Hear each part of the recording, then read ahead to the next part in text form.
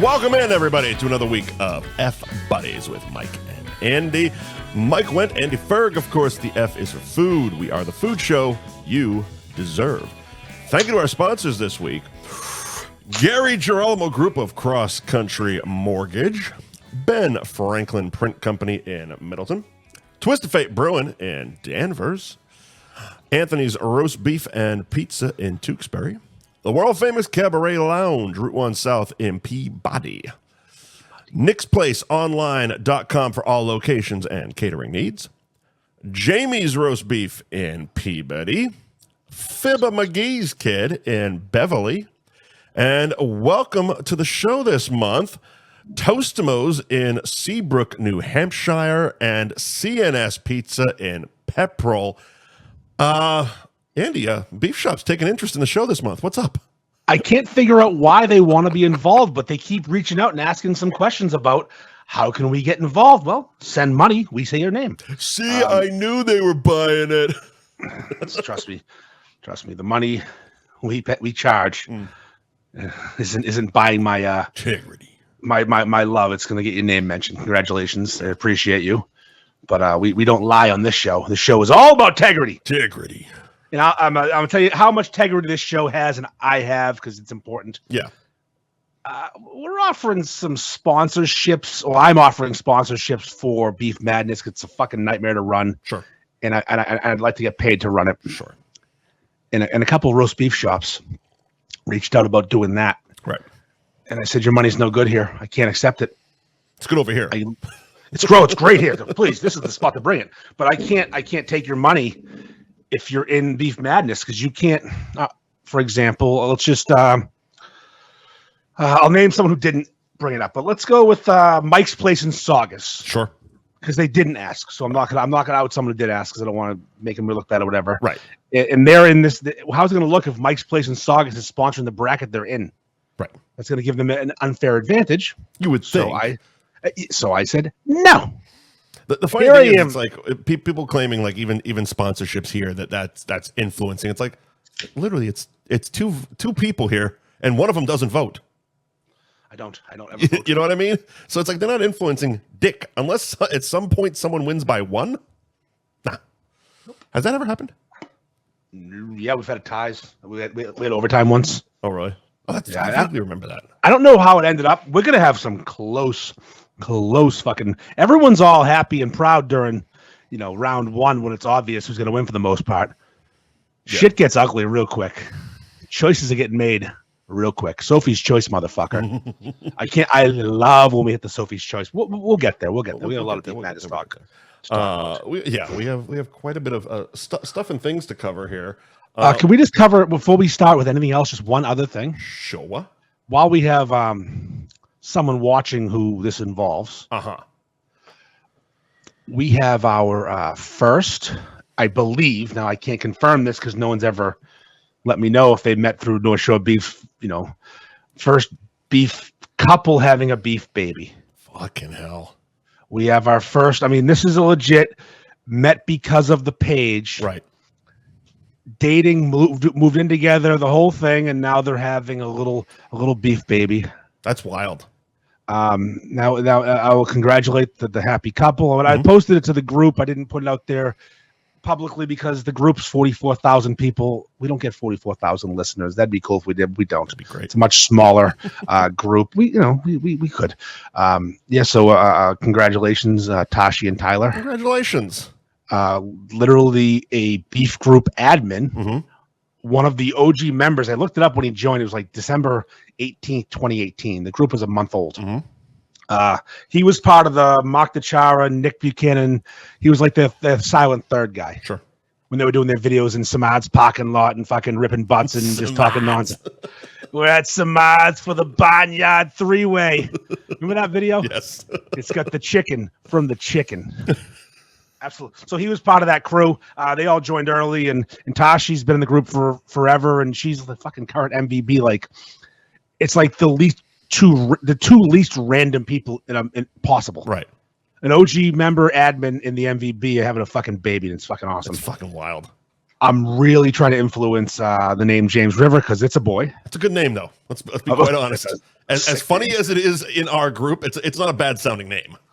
No, it's fucking James Riv is a sick fucking name. Right. What's your name? Jimmy Riv. Jimmy Riv. Just call me the Riv. And then, of course, there's the other option, which is Teddy. After you, the man, Ted. Londy. Oh, there you go. Yeah. I mean, listen. Yeah, that's a good one. If you're having a beef baby, I mean, Ted's the fucking G. Anyway, so that it's really exciting. I love them both. They're both awesome people. So I'm very happy that really cool that it's people. Again, I have no idea if we've ever had other couples, but this one is so from the page. It's not even like right. Yeah, there's just they met, at events, comments, hung out, liked each other, dated, baby, boom, send it, boom. I've known this, Mike, for a few months, maybe 2 months. Good for you on keeping secrets because you don't. I'm not a secret. I honestly, I've told 0 people. Like, and me and Tashi and Tyler, a lot of friends mutual. I still talk to Mark DiChiara almost every day. Right. So like, Mark and Tyler are friends, but it wasn't for the public. It was only a few of us knew. Sure. Like I'd say, like maybe 8 of us in the world knew mm-hmm. at first. So it's just funny that I managed to actually keep a secret for once in my life. Yeah, right. Literally, I've never ever. I don't think I've ever kept a secret. Yeah, that definitely feels like something you just blurt out. And as drunk as I've been on this show, hey, guess what I know? while she's watching, a name pops up. Fucking pregnant chick's here. She was pregnant at the Cabaret live show with Festa, and she wasn't drinking, and he was suspicious. And but I don't know. I think she may have mentioned it, but he was a little sauced and doesn't remember because he asked me when I was getting a haircut if he was if Tashi was pregnant. I said I don't know if he was on to something. Yeah, he's like, that's just some detective work I've been doing. For some reason, I'm feeling Tashi's pregnant. I said, I don't know, ain't my baby. I'm a proud grandfather. Right. Eddie Fu can see that baby does not belong to me. I'm the Pepe. It's going to be an interesting set of genetics, though, because of the makeup of Tashi and of Tyler. Yeah. He's Japanese and Italian, and she's Portuguese. That is going to be It's good. It literally could be anything. Could come out any way. Yeah. I mean, the little boy could. What if he's like 7 feet tall with red hair? This would be some questions. It's wild. Yeah, who knows? Genetics are fucking weird, man. So yeah, very happy, very excited. Congratulations to the mother and father of this child coming, and fucking congratulations, guys. Yeah, that's awesome. Good. It is. All right. Now let's get to our show. Now let's get on with the program. All right. So it's not going to be a surprise. Beef Man is going to take up a whole lot of the fucking show. Yeah. But we also have some business to take care of as well that pertains to next week. So we're going to knock that shit out first. Yes. Right off the bat, our beer, F Buddies, the Lager You Deserve, is being released by Twisted Fate Brewing, and the release date and the release party are both on St. Patrick's Day, which is next Monday. Monday. That's 3/17, Monday 3/17. We are going to have to coordinate a little bit better on times because I've seen a lot of them. I know the tap room's open from noon to 7. I know Brendan is playing. I know you and I will be there. Mm-hmm. Exact times, yeah. We are supposed to be I've there. Heard 2, I've heard. We're 4 to 7. Okay. Brendan's 2 to 6. Okay. So he's going to be doing his Irish music 2 to 6. Our party starts 4 to 7. That way Brendan can entertain the old folks at 2. I gotcha. And then have a few beers with us afterwards, so he's not just playing to us and then leaving. Gotcha. Okay. So we're 4 to 7. That's the beer release party at Twisted Fate Brewing in Danvers, which I'm drinking their beer right now. I'm drinking My Promises Are Lies Tonight, which is not my favorite beer by them. Huh. What is it? But I'm drinking, What is it? It's a New England IPA, but has a hint of a coconut flavor. Interesting. And I didn't know that, and I didn't know why I didn't love it. It's a fine beer, it's just not my favorite. And then Panette's buddy, Dave Ferrick, my twin brother. Yep. My older, fatter twin, shorter, fatter, older twin. He told me he had a hint of coconut, and that's why he likes it so much, because he likes nuts in his mouth. And I made that up, but it's probably true. Sure. And I said, that's the problem. I don't like coconut. Yeah. So that answers that. Yeah. So okay, Monday night, Monday evening, Twisted Fate Brewing, Route 114 in Danvers. The Lager You Deserve release party. Like you said, Brendan will be playing music. We will figure out food. Yes. We will. So we thought we had it. Yeah, Donnie's got they're doing. He hasn't announced it yet. I'm not going to spoil the party for them. No, he's doing another truck concept, and the truck just isn't ready. Basically, the truck's not ready, and there's also a pot they need for the stove and whatever. It's just not ready for what we needed. He's supposed to be really dropping it on the Friday before that, and it's just not ready. Yeah, that happens. So old reliable Donnie White is just not ready. So we'll figure something out for food. I know there's talk of the Riverview truck, Beefy Boys maybe. I don't know who's available at such short notice, but also it would be cool to get a truck making corned beef sandwiches. But that was the plan with Donnie. Yeah, that'd be fun. He's gonna be bringing a nice fucking side of corned beef. Mm-hmm. Just order some corn fucking beef. Seriously, we'll figure it out. We'll figure it out. We'll fucking figure it out. The beer's only 5%, so you can't even get drunk on it. Exactly. Well, that's the whole point of it. Like, it's literally, it should be the beer in everybody's fucking cooler at the cookouts. Buy a shitload of them. The ones I've given out to samples have come with high praise. I just got a text before we hopped on. Mm-hmm. This beer is fucking incredible. I'm like, oh, that's fucking awesome. That's it's one of those things. It was kind of it's reminiscent of the first time I showed the movie when we were at a festival in Miami, and building up to it, like I'd seen the movie 1,000 fucking times. My brother had seen it. Everyone that I knew said they liked it, but I didn't know how it was going to play in front of an audience. And there was always that impending fear of, what if they don't get it? What if they don't like it? What if I've been wrong this whole time and it sucks? Luckily, it didn't. Luckily, everybody fucking loved it. It went off like gangbusters, and it feels like the same thing's happening with the beer. Whereas the buildup is like, oh man, did we do the right thing with a fucking lager?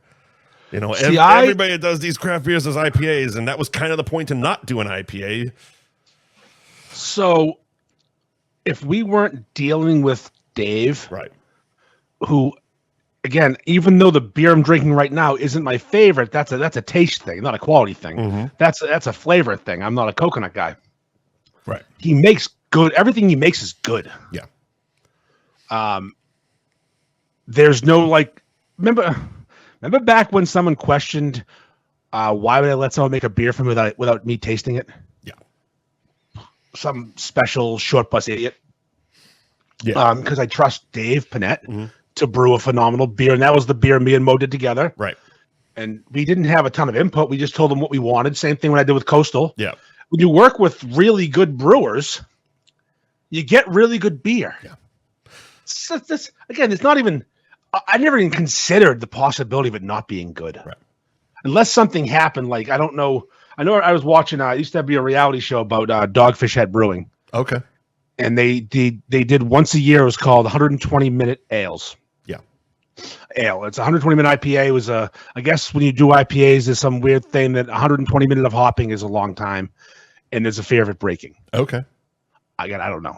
The guy brewing it, something happened and it broke, and it didn't work, and he started to cry.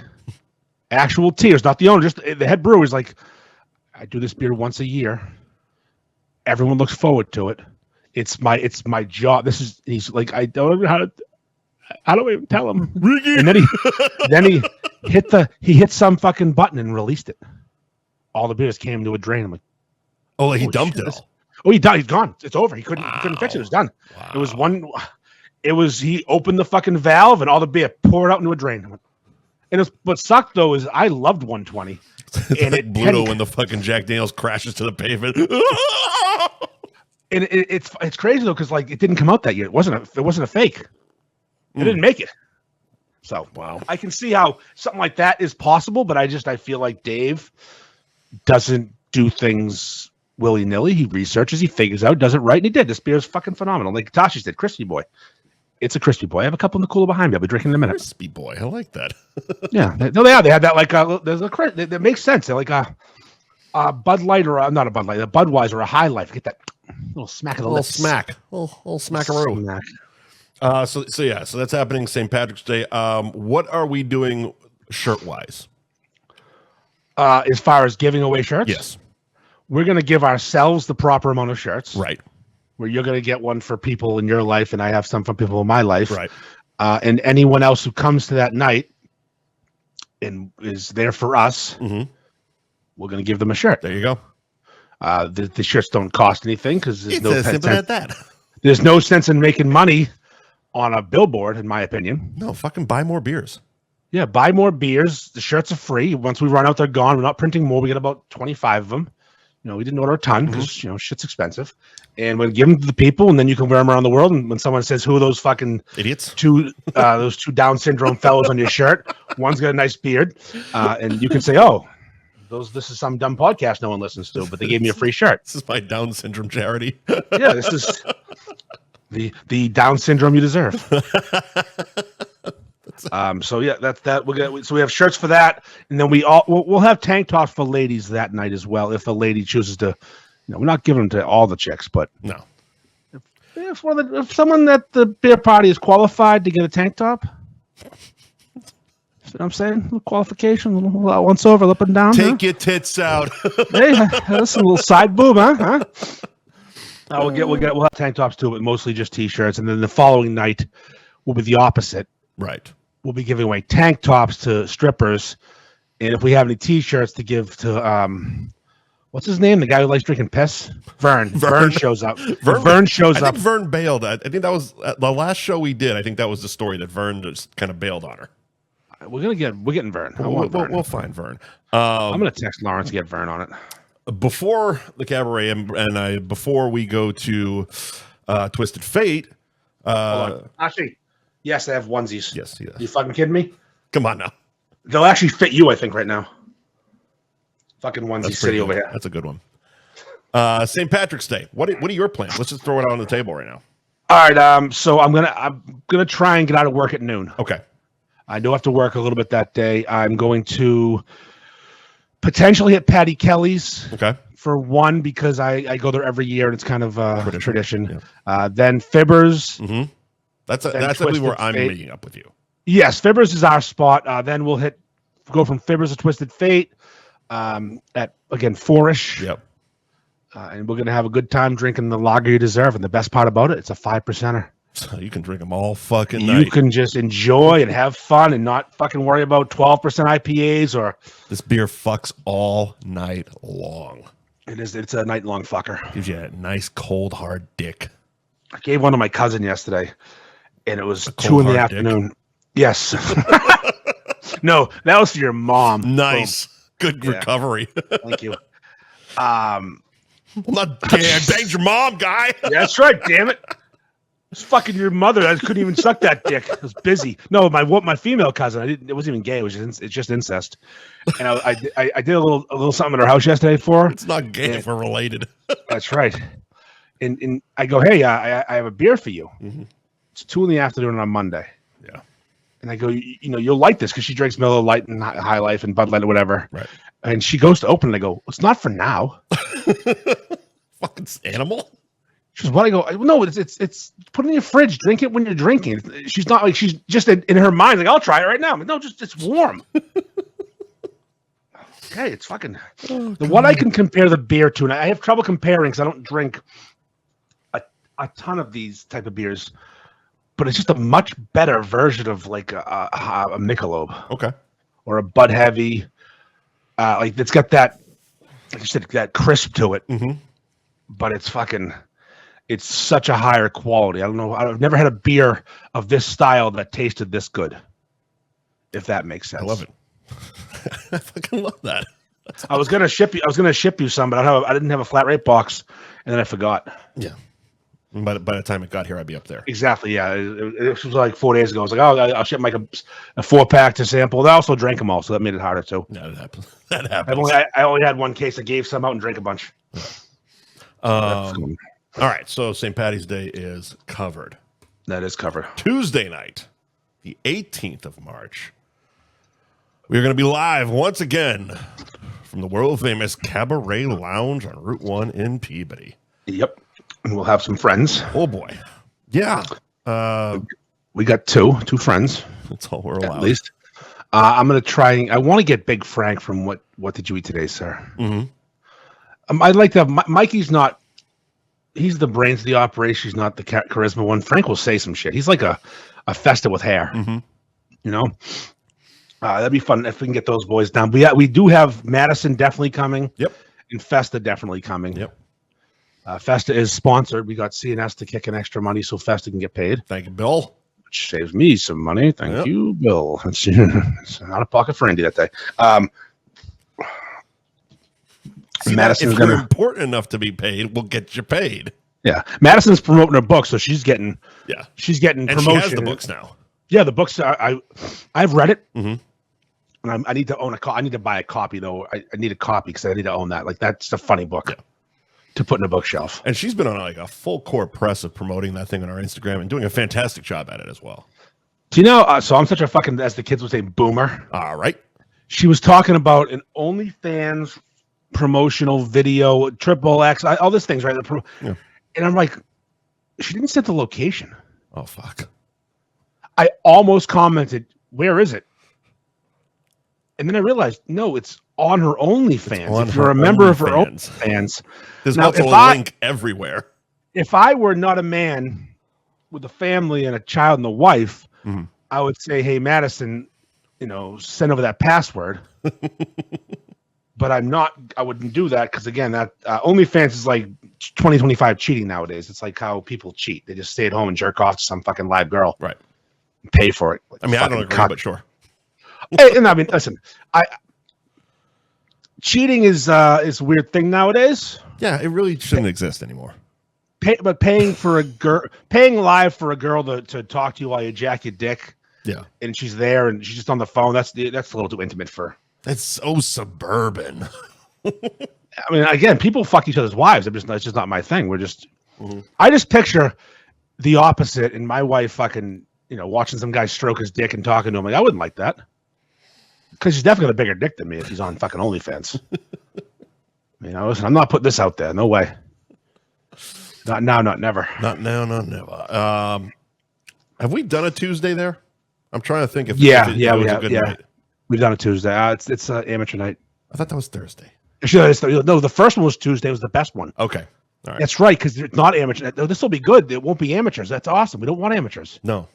We want professionals who have stories. Right. Amateurs just, hey, I have a daughter. Okay, fucking go away. Stop rubbing my fucking leg, lady. That was the mom. My daughter's up on stage. Oh, Jesus Christ, mom, daughter. What a fucking night that was. Oh, God. So that's Tuesday. Good. Yeah. So that's going to be the Cabaret Tuesday night, usual time, 7-ish. 7-ish. All right. Let's run a couple ads before we jump right into Beef Madness. Okay, let's do that. Jump off Gary. Jump off Gary? Jump off. Jump on. I should start with Gary because Gary Girolamo Group is our sponsor. I'm so dopey right now. All right, so we have Gary Girolamo Group of Cross Country Mortgage at Buy and Refi on Instagram. These, around here, Mike, like we've talked about, there's like a home buying season. All right. And no one buys dick in the winter, and these mortgage companies have to kind of be like me. They're a seasonal business almost, which just doesn't make sense to me because like winters aren't that harsh around here now. We had a decent one this year, but they're not that crazy. So now that the snow's gone and the grass is starting to turn green and we're wearing t-shirts again, this is when you buy a house. Right. And you're going to start seeing for sale signs go up everywhere. In order to buy the house you want, you need to have your pre-approval done. You can't just walk in and say, oh, I love this house. Let me talk to a bank. No. Call Gary. Send him a nice soft dick. He's into flaccid dicks nowadays. It's a weird thing. He wants your soft dick in his DMs. Nice big old floppy dick. Yeah, just a floppy cock. A growing on a shower. He wants him small, so he doesn't because he's short. Give him a waggle. He wants a small floppy dick, and you're gonna want to get pre-approved for your mortgage so you know what you can buy. And Gary can pre-approve you. Then they can approve you when it's time. It'll be a fucking fast, awesome, easy, streamlined closing. All of a sudden, by fucking May 15th?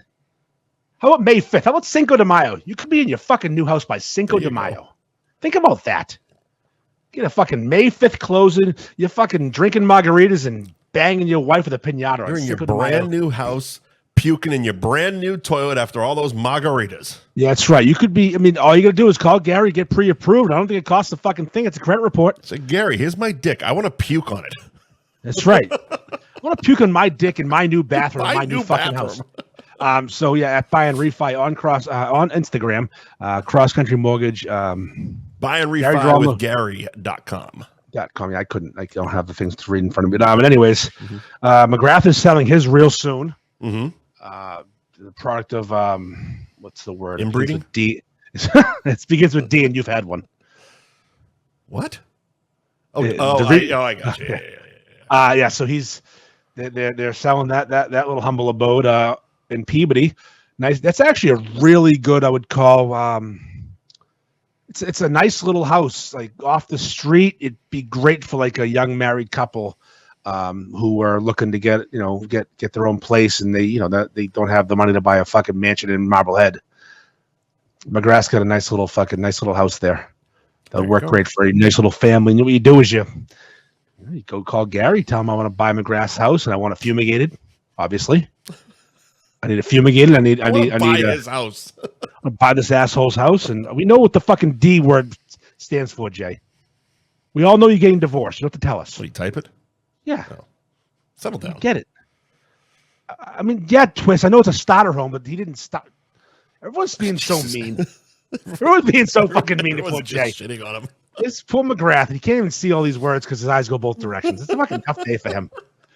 Long curly hair. You said inbreeding. I said fumigated. Twist went with starter home. Jesus. Well, guys, he's just trying to sell a house and fucking new broad. Seriously. What the hell's what's wrong with that, man? Yeah. So, anyways, Gary's your guy. So when you want to go buy Jay's house, talk to Gary first. That's right. There you go. That's right. Ben Franklin Print Company, 177 North Main Street in Middleton. BenFranklinPrintCo.com is the website. You can get a quote right through the website, whether you want T-shirts printed, you want a truck wrapped, you want vinyl for the windows, if you want an e-commerce store itself, because you don't know how to do that shit, Joe will do that shit for you. Ben Franklin _Printco is the Instagram. And if you mention F-Buddies, you get 10% off your first order. I know he does the Pulling the Cork store. Yeah. They're not control freaks like I am. He's done a few of them, actually. Yeah. I saw one. I didn't even... I forget who it was. But it wasn't like someone from our circle. And all of a sudden it's like, that says Ben Oh, fuck yeah. Joe's running their shit, too. He also, when there was that poor kid with that poor kid who was a little special and Danvers got beat up by those asshole kids. Ducky. Yeah, Ducky. He did that e-commerce store. You know what's funny though? Mm-hmm. I heard the other day a lot of people bought a shirt and never picked it up because they was donating. Yeah. So there's like hundreds of Ducky shirts just waiting to be picked up over hilarious. there. And they're good shirts. It's just like he's Middleton. It's a ride. From Danvers. Such a hard ride. It's a whole thing. Also, a couple things with Joe. Mm-hmm. He has accepted the Beef Madness sponsorship. Okay.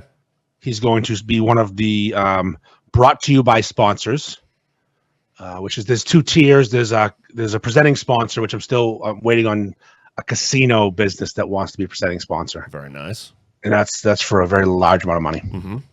Header on the top of everything. And then I'm selling also brought to you by smaller, logos, smaller sponsors on the bottom of the thing. And Joe is obviously Joe always swoops in and supports me in any way he can. Good also, egg. it's also means like he prints my stuff, so my next order will be free. Right. So he won't spend nearly as much as someone else would because it's a trade, it's a barter, which I'm all for. Sure. Joe's never paid us for me for this podcast. Right.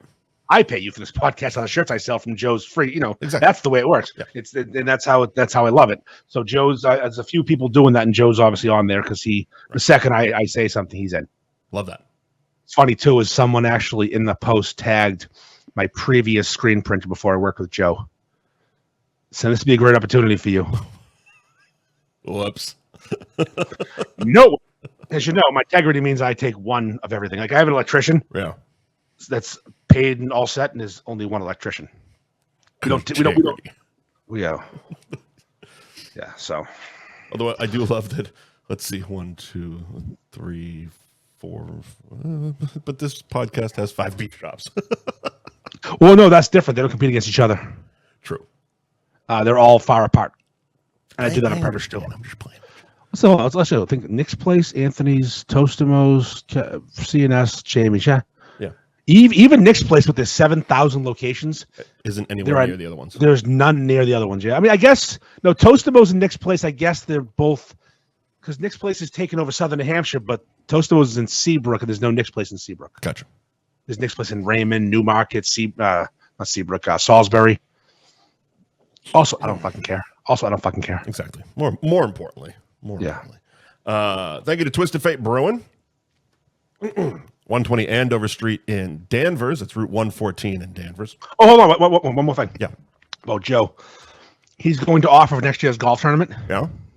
He's going to park his beautifully wrapped vehicle. He's a fucking sweet truck that's all wrapped. Looks awesome.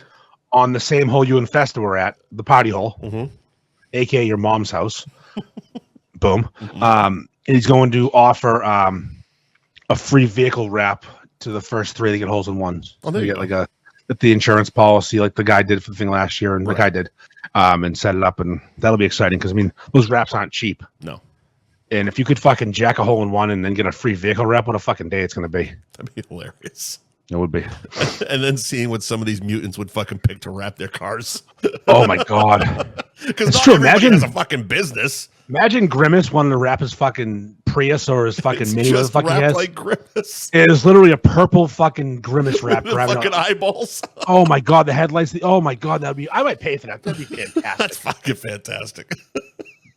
Can you imagine Grimace driving the Grimace mobile and hops out with his fucking leather pants and knee-high boots like he's an 80s fucking hair metal band? Oh, shit. Looking to suck the first dick he sees. Did you see his post?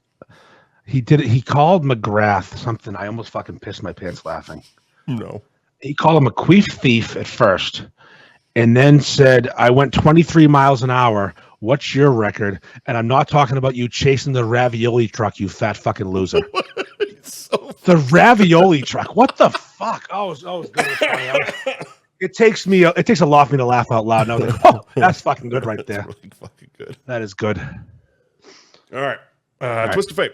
Twisted Fate, yeah, do that one. TwistedFateBrewing.com is the website. You can click on Find Our Beer to find out where Twisted Fate is being poured and what liquor stores are selling Twisted Fate. You can also go to their Instagram at Twisted Fate Brewing for the tap room hours. Let's see. Thursday, that would be the 13th. They're doing 3 to 7 because they have a private party at 7. Friday, 3 to 11. Saturday, noon to 8. Sunday, noon to 7. And then Monday, noon to 7, along with our party. The Lager You Deserve release party. Again, Brendan Ahern playing 2 to 6. And we will have food in some form or another. Twisted Fate Brewing on the gram for taproom hours. All right, let's get started on Beef Madness. Oh boy, what a fucking first round we had. We had a lot of what they called chalk, Mike. Chalk.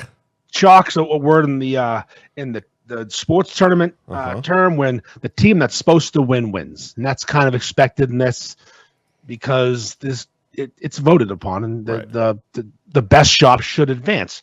So for the most part, the entire tournament, all the places that were supposed to win won. Okay. Except for a handful. Okay. A couple shockers. So right off the bat, looking ahead. Yeah. You got 32 is the next 32. one, right? That's right, down from 64. And that will take place on March 15th and 16th. And run for 2 hours apiece with new matchups beginning every hour. What was this round? How did the breakdown as far as how long it was running, blah, blah, blah? Same exact thing, except we did Thursday and Friday as well. Okay. So now that we have half the matchups, we have half the days. So it's the same exact madness, like constant post on Saturday and Sunday as we're this week. It was a lot just to keep up and try to vote. And I can't imagine what the fuck you were going through. I don't even want to talk about it because 2 of those days I was working. Yeah. I think I missed the last 2 whole days. I was like, I'm exhausted. It really it's so. I love it. So I complain how hard it's to run. It is hard to run. Sure. But I really enjoy watching it unfold, and you can see patterns. And I'm a nerd when it comes to this stuff. You can see what the next step's going to be, who's in the next matchup, and oh my god, this could be so awesome. Or an upset could be coming. But like, if you looked at it, like Londy's played Harrison's first matchup of the was that the first matchup of the whole thing? Which division is this? Brady?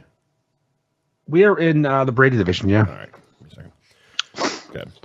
So, I mean, Londy's won against Harrison's. Everyone knew how that was going to go. There was no discussion, no option. It was going to be a fucking absolute murdering. Mm-hmm. And it was. It was an absolute fucking curb stomping. And then you get the 4-5 matchup, which is Royal and Stoneham versus Glens and Revere. Okay. Now, those two are ranked similarly. Mm-hmm. But again, chalk, the 4-1. Royal beats the Glens. And chalk. I will tell you one thing. This is the power of the beefs and your boy. Mm-hmm. If Royal hadn't reached out to me 2 months ago for assistance, they may not even have been in this tournament because no one was reviewing them. Right. And they would not have beat Glens. Well, no. I mean, nobody was reviewing them, but also, I mean, the quality has clearly stepped up as well. Yeah, they weren't good. If they were getting reviewed, it wasn't going to be pretty. It was shit. Yeah, exactly. Because I've only been 3 times. I've been reviewed 20 times. Right. 3 by me, and 2 of my reviews sucked. Right. And I was honest. Dude, this is fucking dog shit. Yeah. You asked for my help, and I'm here to help, but don't fucking serve that garbage.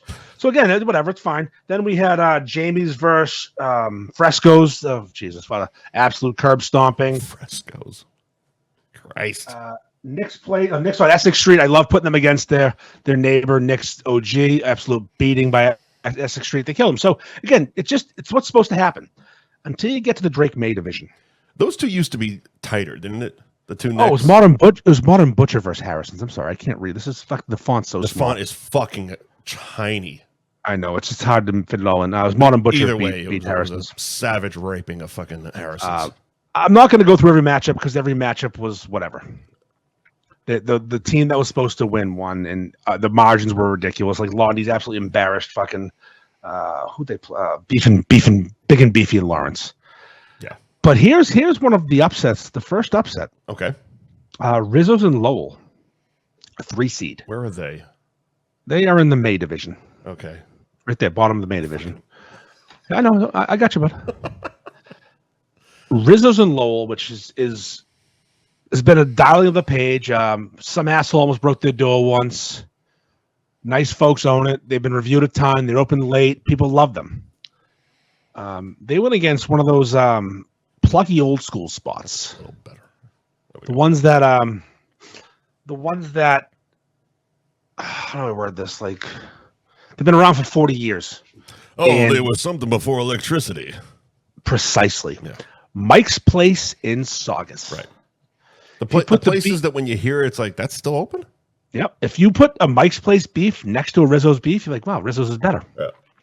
You put it to a vote, the plucky 6 seed takes down a 3. Wow.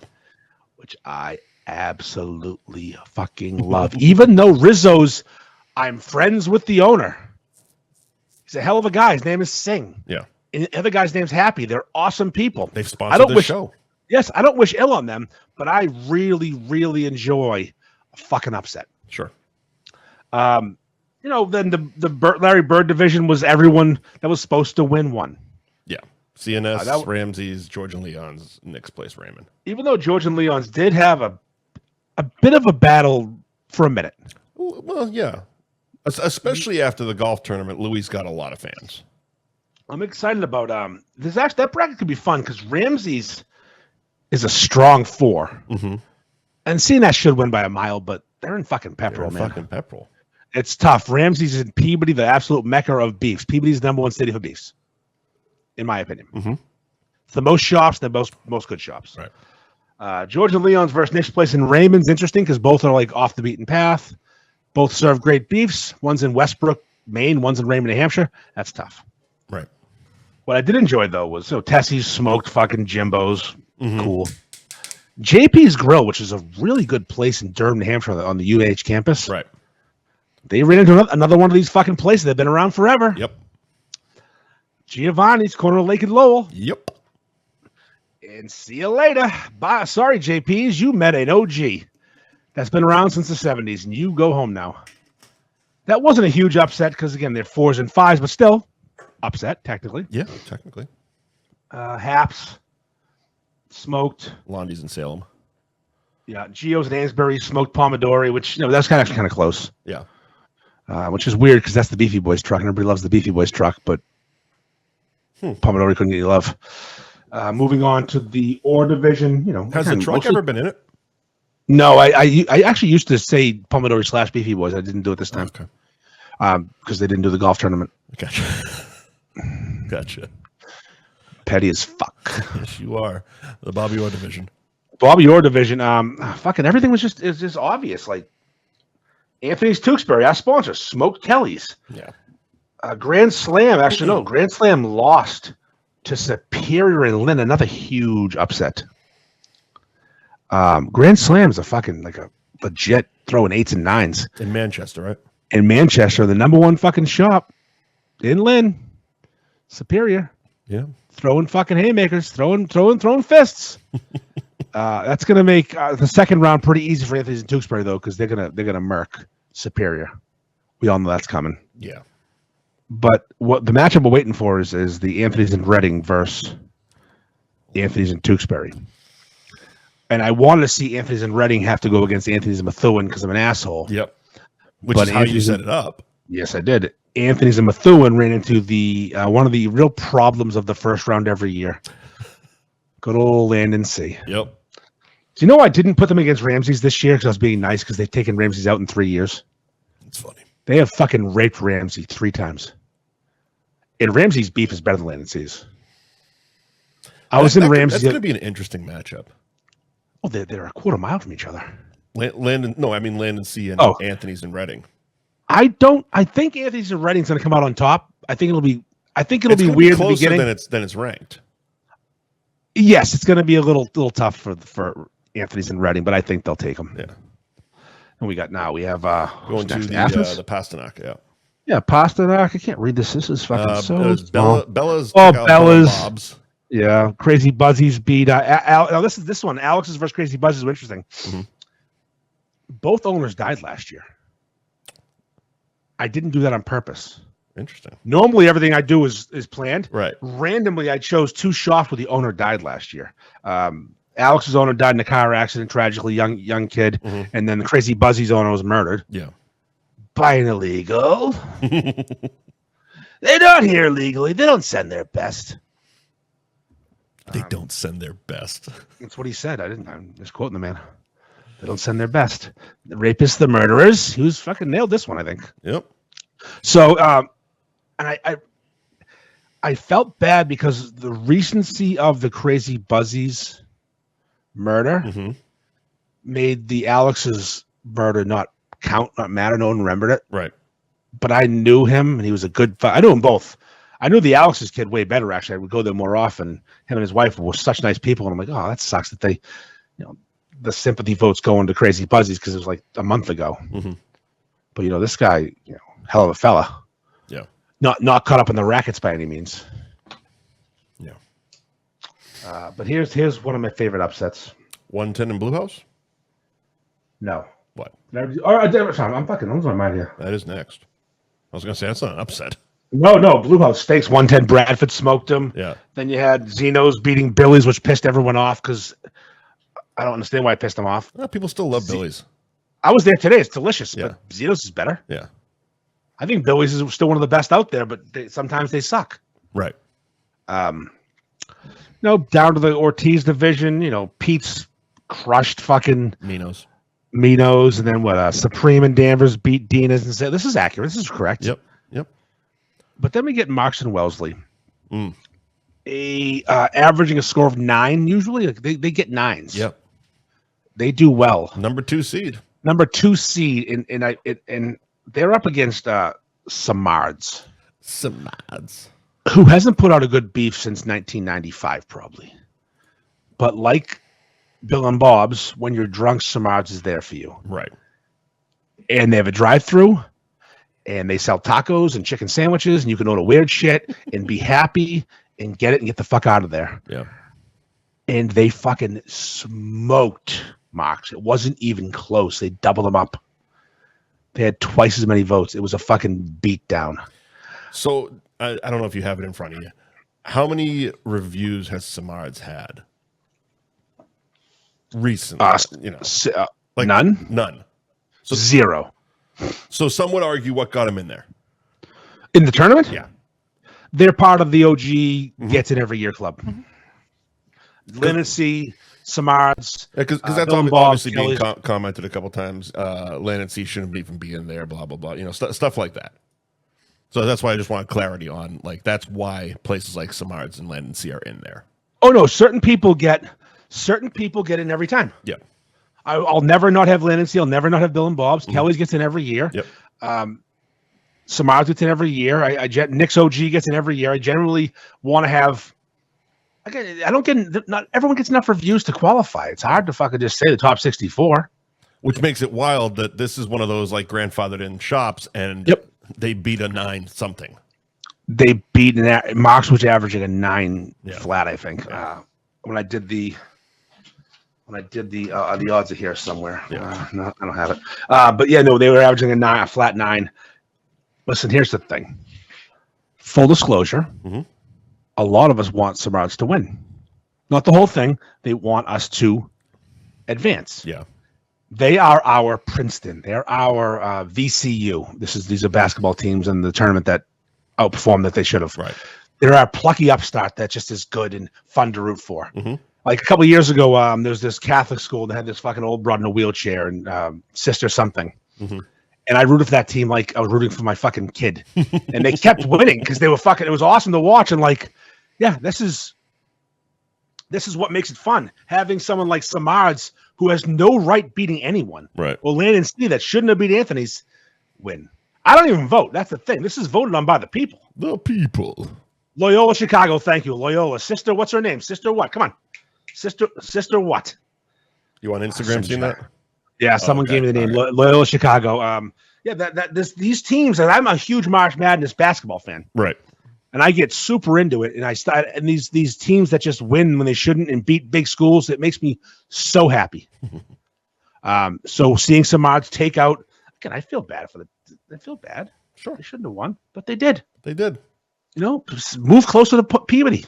Or at don't the very least, get in on the fucking social media game. Exactly. Try effort. And Samards was our biggest upset. And here's the thing. Next round, Samards is Sister Jean. This fucking guy's a legend. Thank you. Sister Jean. Even on fucking Facebook. Double Sister Jean. Samards has Johnny's the next round. Sister's ass. Yes. And Johnny's is good. Yeah.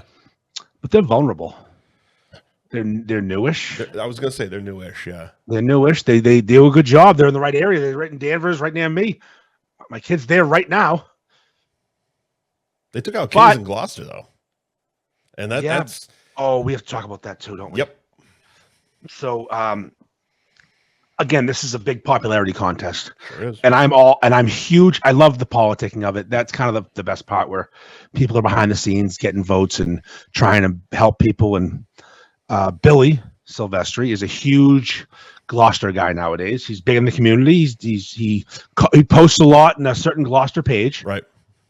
Smash Tashi. I think all things Gloucester, a Gloucester thing, something like that. He posts like cheesesteak reviews, chopped Italian sub reviews, beef reviews, all the stuff he posts in all of our groups. Right. The ones that we all frequent. He posts on this page and it gets great engagement. Mm-hmm. He would be like their MVB. Right. For that group. He wants to do like a pump up. Hey guys, Kings and Gloucester's going against Johnny's and Danvers. This is our hometown shop. He posts this. He's like, let's all join North Shore Beefs and vote for Kings and get them to advance. Right. This is not getting Billy anything. He helps me run the page, but he doesn't care if 50 people. He obviously cares, but doesn't doing anything for if 50 folks join. And the fucking admin of that page told him, no, you can't post that. Why? We don't let you promote other groups. You're a fucking community page in Gloucester. I run a sandwich page all over. We don't compete for people. Jesus. You fucking control freak. It's so funny when these fucking people like run a group. Also, it's a Facebook group. Settle the fuck Exactly. down. Again, the way we run beefs is tongue in cheek and it's angry on purpose, and that's the shtick. Right. It's not like I've never actually been mad. It's really just me fucking around, us having fun, and we like fodder, and we like controversy, and we like to swear at people. You know, we make dumb rules to follow so we can yell at you. That's the point of it. It's not real. Right. You're not going to get kicked out for like not including acronyms. It's just we make fun of you for it. Right. You'll leave. But, yeah, you leave because you can't handle it. You'll fucking leave because you're a pussy. But like he just wanted to help a local, and I love the idea of like I never thought of like going into. That's funny. I never even thought of going into like my community page and pumping up a certain beef shop to join Madness. Right. It's a great idea. It'll help us get members and help the shop get advanced. I suggest everyone does it. Come on, guys. You saw it on Chronicle. Yeah, exactly. Come ask for reviews. Ask for recommendations. Yeah, it's just remember Chronicle, you dummy. So the lady wouldn't let him post a fucking suggestion to vote for Kings, and Kings fucking lost by about 40 votes, and I bet he could have gotten 40 people to join. It would have been at least a close fucking race. And nowadays, normally I vet people to get in the group. Nowadays, it's approve all. I don't vet anybody anymore. This is members grab. Well, usually during March or like after Chronicle and stuff, that's usually how it goes. Because at the end of the day, all they got to do is post, and that's the vetting process you need. Oh, you find out real quick.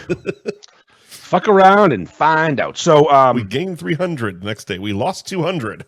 That's right. 100 stayed. Yep. What's that? That's the quote from Days Confused. 25, 50, you're going in. Yeah. 25, you're coming out. Back. That's right. So it's just so fucking lame. Can you imagine? Like, no, I'm sorry. You can't help a small business in town that you're not affiliated with, because that might get my people to look at something else. Right. God forbid. You know what it is? It's low self-esteem behavior. Yeah. That's why I give Jerry credit, even though Jerry's Merrimack Valley Eats group is fucking vaginal. But that's how he set it up with the AI help and the mod assist or whatever, admin assist.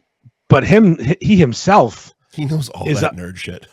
Yeah, he's up for collaboration. He's cool. I like Jerry. I can deal with him. Yeah. He's normal. He's not a fucking big-headed asshole. He hates that his page got so big. He doesn't even want it anymore. He's sick of running it. It's a nightmare. Right. But these fucking community page people, The other day, some idiot did a burnout in intersection near my house. Not a burnout, a donut burnout in his Dodge Challenger. He had one of those fucking they got a funny name like Demon or Hellcat. Hellcat, yes, Hellcat Challenger. Yep. Did a burnout donut, and someone posted in the Danvers page that I'm not allowed to post in because I try too hard. And I screen recorded it, and then that same vehicle caught on fire down the street, and it was a film of that, so I screen recorded both of them and spliced them, put music to them, Fast Car by Tracy Chapman.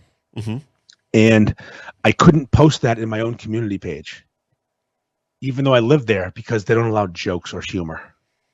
Is that actually the rule? Yeah. Oh my God. It literally says no jokes. No jokes. This is a page for information. Fuck off. The admin is such a fucking twat. For information. I get DM'd. I'm sorry. No, that's not gonna fly, Andy. Oh, is it not, Carla? Thanks. So that's not gonna fly, Mr. Ferg. Fucking douche. We're gonna put you on timeout. You know, I was kicked out of that page for about 4 years because I joked about corn, the vegetable. Go on. Someone was again. So we in Danvers is a giant field near the jail of corn, and there was a corn shortage at the grocery store at the time. Like something happened to the corn product crop around here. Okay. And there was this huge field of corn by the jail. Yeah. And I'd come to find out it's cattle corn. It's called. It's for feed of cattle. Okay. Not for you. Okay. It's not the same corn we eat on right. the cob and stuff. So every time someone asked about corn, I would bring up the corn by the jail. We should just go harvest that corn. That was it. They're just calling you stupid. Yeah. So then another post, someone was trying to give away cans, returnable cans. Guys, like I have 2 trash bags full of returnable cans. I'd like to give them away to a small organization like the Boy Scouts or whoever to donate them, the kids, whatever. And someone's like, "Are they alcohol?" He goes, "No, they're like Diet Coke." So again, we're not giving kids booze. And they deleted this post. Why? So because you aren't allowed to do that. helping people. You can't give the Boys and Girls Club $3.50 in cans. Nope, can't do it. It was like self promotion, or so I found the scene from The Jerk when people are shooting cans. And I kept putting it. Yes, I kept putting it as a comment on all the posts. Yep. They hate these cans, and 2 days later, the cattle corn and the cans gif out. See you later. Sorry, Andy, you're out of the group. Jesus, because admin's a psycho. The only reason I got back in was Ducky. Was when Ducky needed him, when I was helping Ducky, I'm like, can I at least get back in the group and help this poor kid who got fucking beat up and give him money? Jesus Christ, you fucking control freak douchebag. I don't know. What do you might be trying to sell something. I'm back in for now. She's close to kicking me out again, though. It's fine. Whatever. No jokes. No jokes. Not funny. All right. Devers division. Oh, the Devers division. This was chalk again. What do we got here? We got Nick's Place in Burlington. Oh, this is my favorite division. Eventually, Nick's in Burlington versus Athens and Peabody next round, which should be good because Athens still has a good following. Right. They don't get reviewed as often, but people still really like them. Yeah. There's that memory. And then we have Tostimos versus Nicky's in North Andover. Tostimos should put Nicky's in a body bag. I expect that to happen. I just don't see how Nicky's can beat Tostimos. Where the hell is Captain's in Swampscott? It's in Swampscott by the train station. Fuck, I used to live over there. I don't remember it. It's been there forever. It's literally next to the train station. Huh, okay. It's got one of those old. It's a serviceable spot. It's not like you're not a destination beef, but if you're in Swampscott, you need a beef. That's worth going to. It's better than anything in Marblehead or Nahant. Gotcha. It's better than anything in Lynn. Probably they're the best beef in a few cities. So why is this your favorite division? Well, eventually when we get the Ortiz Devers region, we'll call it. Mm-hmm. Eventually, we're going to get to a certain place. What the fuck is this? What's the matter? What happened? My phone's talking to me. Oh my god! My kid fucking touches things. She just got home and she's adding devices. Okay. Great. I'm getting weird text now. So next round, it's likely Tostimos versus Nick's Place in Burlington. Yeah. Which is going to be a really good matchup. Yeah. I think Nick's Place in Burlington is poised for a deep run this year. Mm-hmm. So I don't know how well Tostimos is going to fare. Right. Nick's Place in Burlington gets the third most reviews, fifth highest scores. They're one of those shops that just gets. They're also very active in the group. Oh yeah, Matt is great, and Nick's also great. Yeah. Is my video fucked up right now? Or am I good? No, you're fine. Okay, because fucking whatever she's doing, fucking assault me upstairs. You do this one night a week, and they fuck with you. She got home like 2 seconds ago, and I'm adding devices to things. The Wi-Fi's just. So, unless Tostimos can find a way to get the people, you have to recruit. You can't just we'll see what happens. No, you can't see how it's going to work. Right. You need to fucking get out there and on your social medias and get your friends involved. Invite people to join the group. That's how you win this. I mean, I will say, only in the last few weeks, I've noticed Tostimo's definitely trying to step up their Instagram game. They did that reel. They promoted the shit out of round one. They're doing the damn thing. And they got that beef with Hollandaise, and I've been meaning to ask you, what the fuck is that? Because I saw the picture. I haven't read anything. I just keep scrolling past, but it keeps popping up. So they have a newish owner for a few months now. Yeah, and he's a chef, Johnny Moe. Yeah, legit chef, knows his shit, and he did a beef with Hollandaise and sweet bacon, or what do you call it, candied bacon. Okay. And again, I haven't had it, but people seem to love it. Yeah, it's one of those things too that it's so different and so off the beaten path for what you eat. Yeah, it's going to be polarizing, just like Ted's GFY sauce and all these different sauces. And like when Matt Marquis out in Common Craft puts pumpkin spice on a beef, it's like, all right, this is weird. The GFY sauce I see all the time now. Yeah, people love it. I haven't had it yet. I'm kind of scared to try it because Ted's beef a week ago, 2 weeks ago. Will was working up there, and he's like, all right, where should I? Because he was working in Beverly. And said, where should I go for a beef? And I'm like, all right, well, you're in Beverly. Go to Nick's on Essex. He goes, all right, well, what's in Peabody? because I'm gonna be driving through there. I go, fucking go to Londy's. It's over here. And that's all I said. I didn't tell him what to get, and he ended up sending me the picture, and it was the GFY with the pretzel bun, and he's like, it was fucking amazing. It was fucking amazing. He's like, I don't know what the hell he did with that sauce, but fucking amazing. I wish I could get a normal sized beef out of Ted. The June is about 1.5 feet tall. I don't know how to do. Teddy, settle down, man. I know people love it and everything, but yeah, I just my beef at Billy's today was so manageable. They're good for the gram, Andy. Yeah, they are. And I put a smasher pass the other day about that beef, and it was mixed reviews. Interesting. Well, it doesn't. It's got scallions on it. It looks fucking like throw up sometimes. It does. It looks like Pizza Hut, but again, yeah, I guess based on only what Will told me, the flavors somehow all mixed together very well. Well, I told you that him and the Capitol Grill like executive chef worked together on it. Yeah, it's not just he even brought up the pretzel bun because much like we've talked about, I'm not a pretzel bun guy, and he said he wasn't either, but it was softer than a normal pretzel bun. Because that's always kind of been my thing. Because when I was doing the TV show, a good way to fuck up a burger is to put a pretzel bun on it because they were always just harder and something like that. I'm like, oh fuck, all right, it sounded good up until that point, but a softer pretzel bun would probably be good, and apparently it is. So anyway, so we have Tostimo's versus eventually Nick's place in Burlington, which should be a fucking. I'm assuming Tostimo's gets past Nicky's North Andover, but again, you gotta politic. You never know. You can't just sit and wait. You need to invite people, get them to join. There's no rule against telling people to vote for you. I mean, correct me if I'm wrong, but Nicky's is kind of quiet too, though. Yeah, he's a professional wrestler. He is. So I don't insult him. I needed his a picture of his shop the other day. Yeah. When I was doing the Madness posts, and I go to Google Images and I go to Instagrams or whatever, and I went to Google Images, and the first picture I saw was him. Mm-hmm.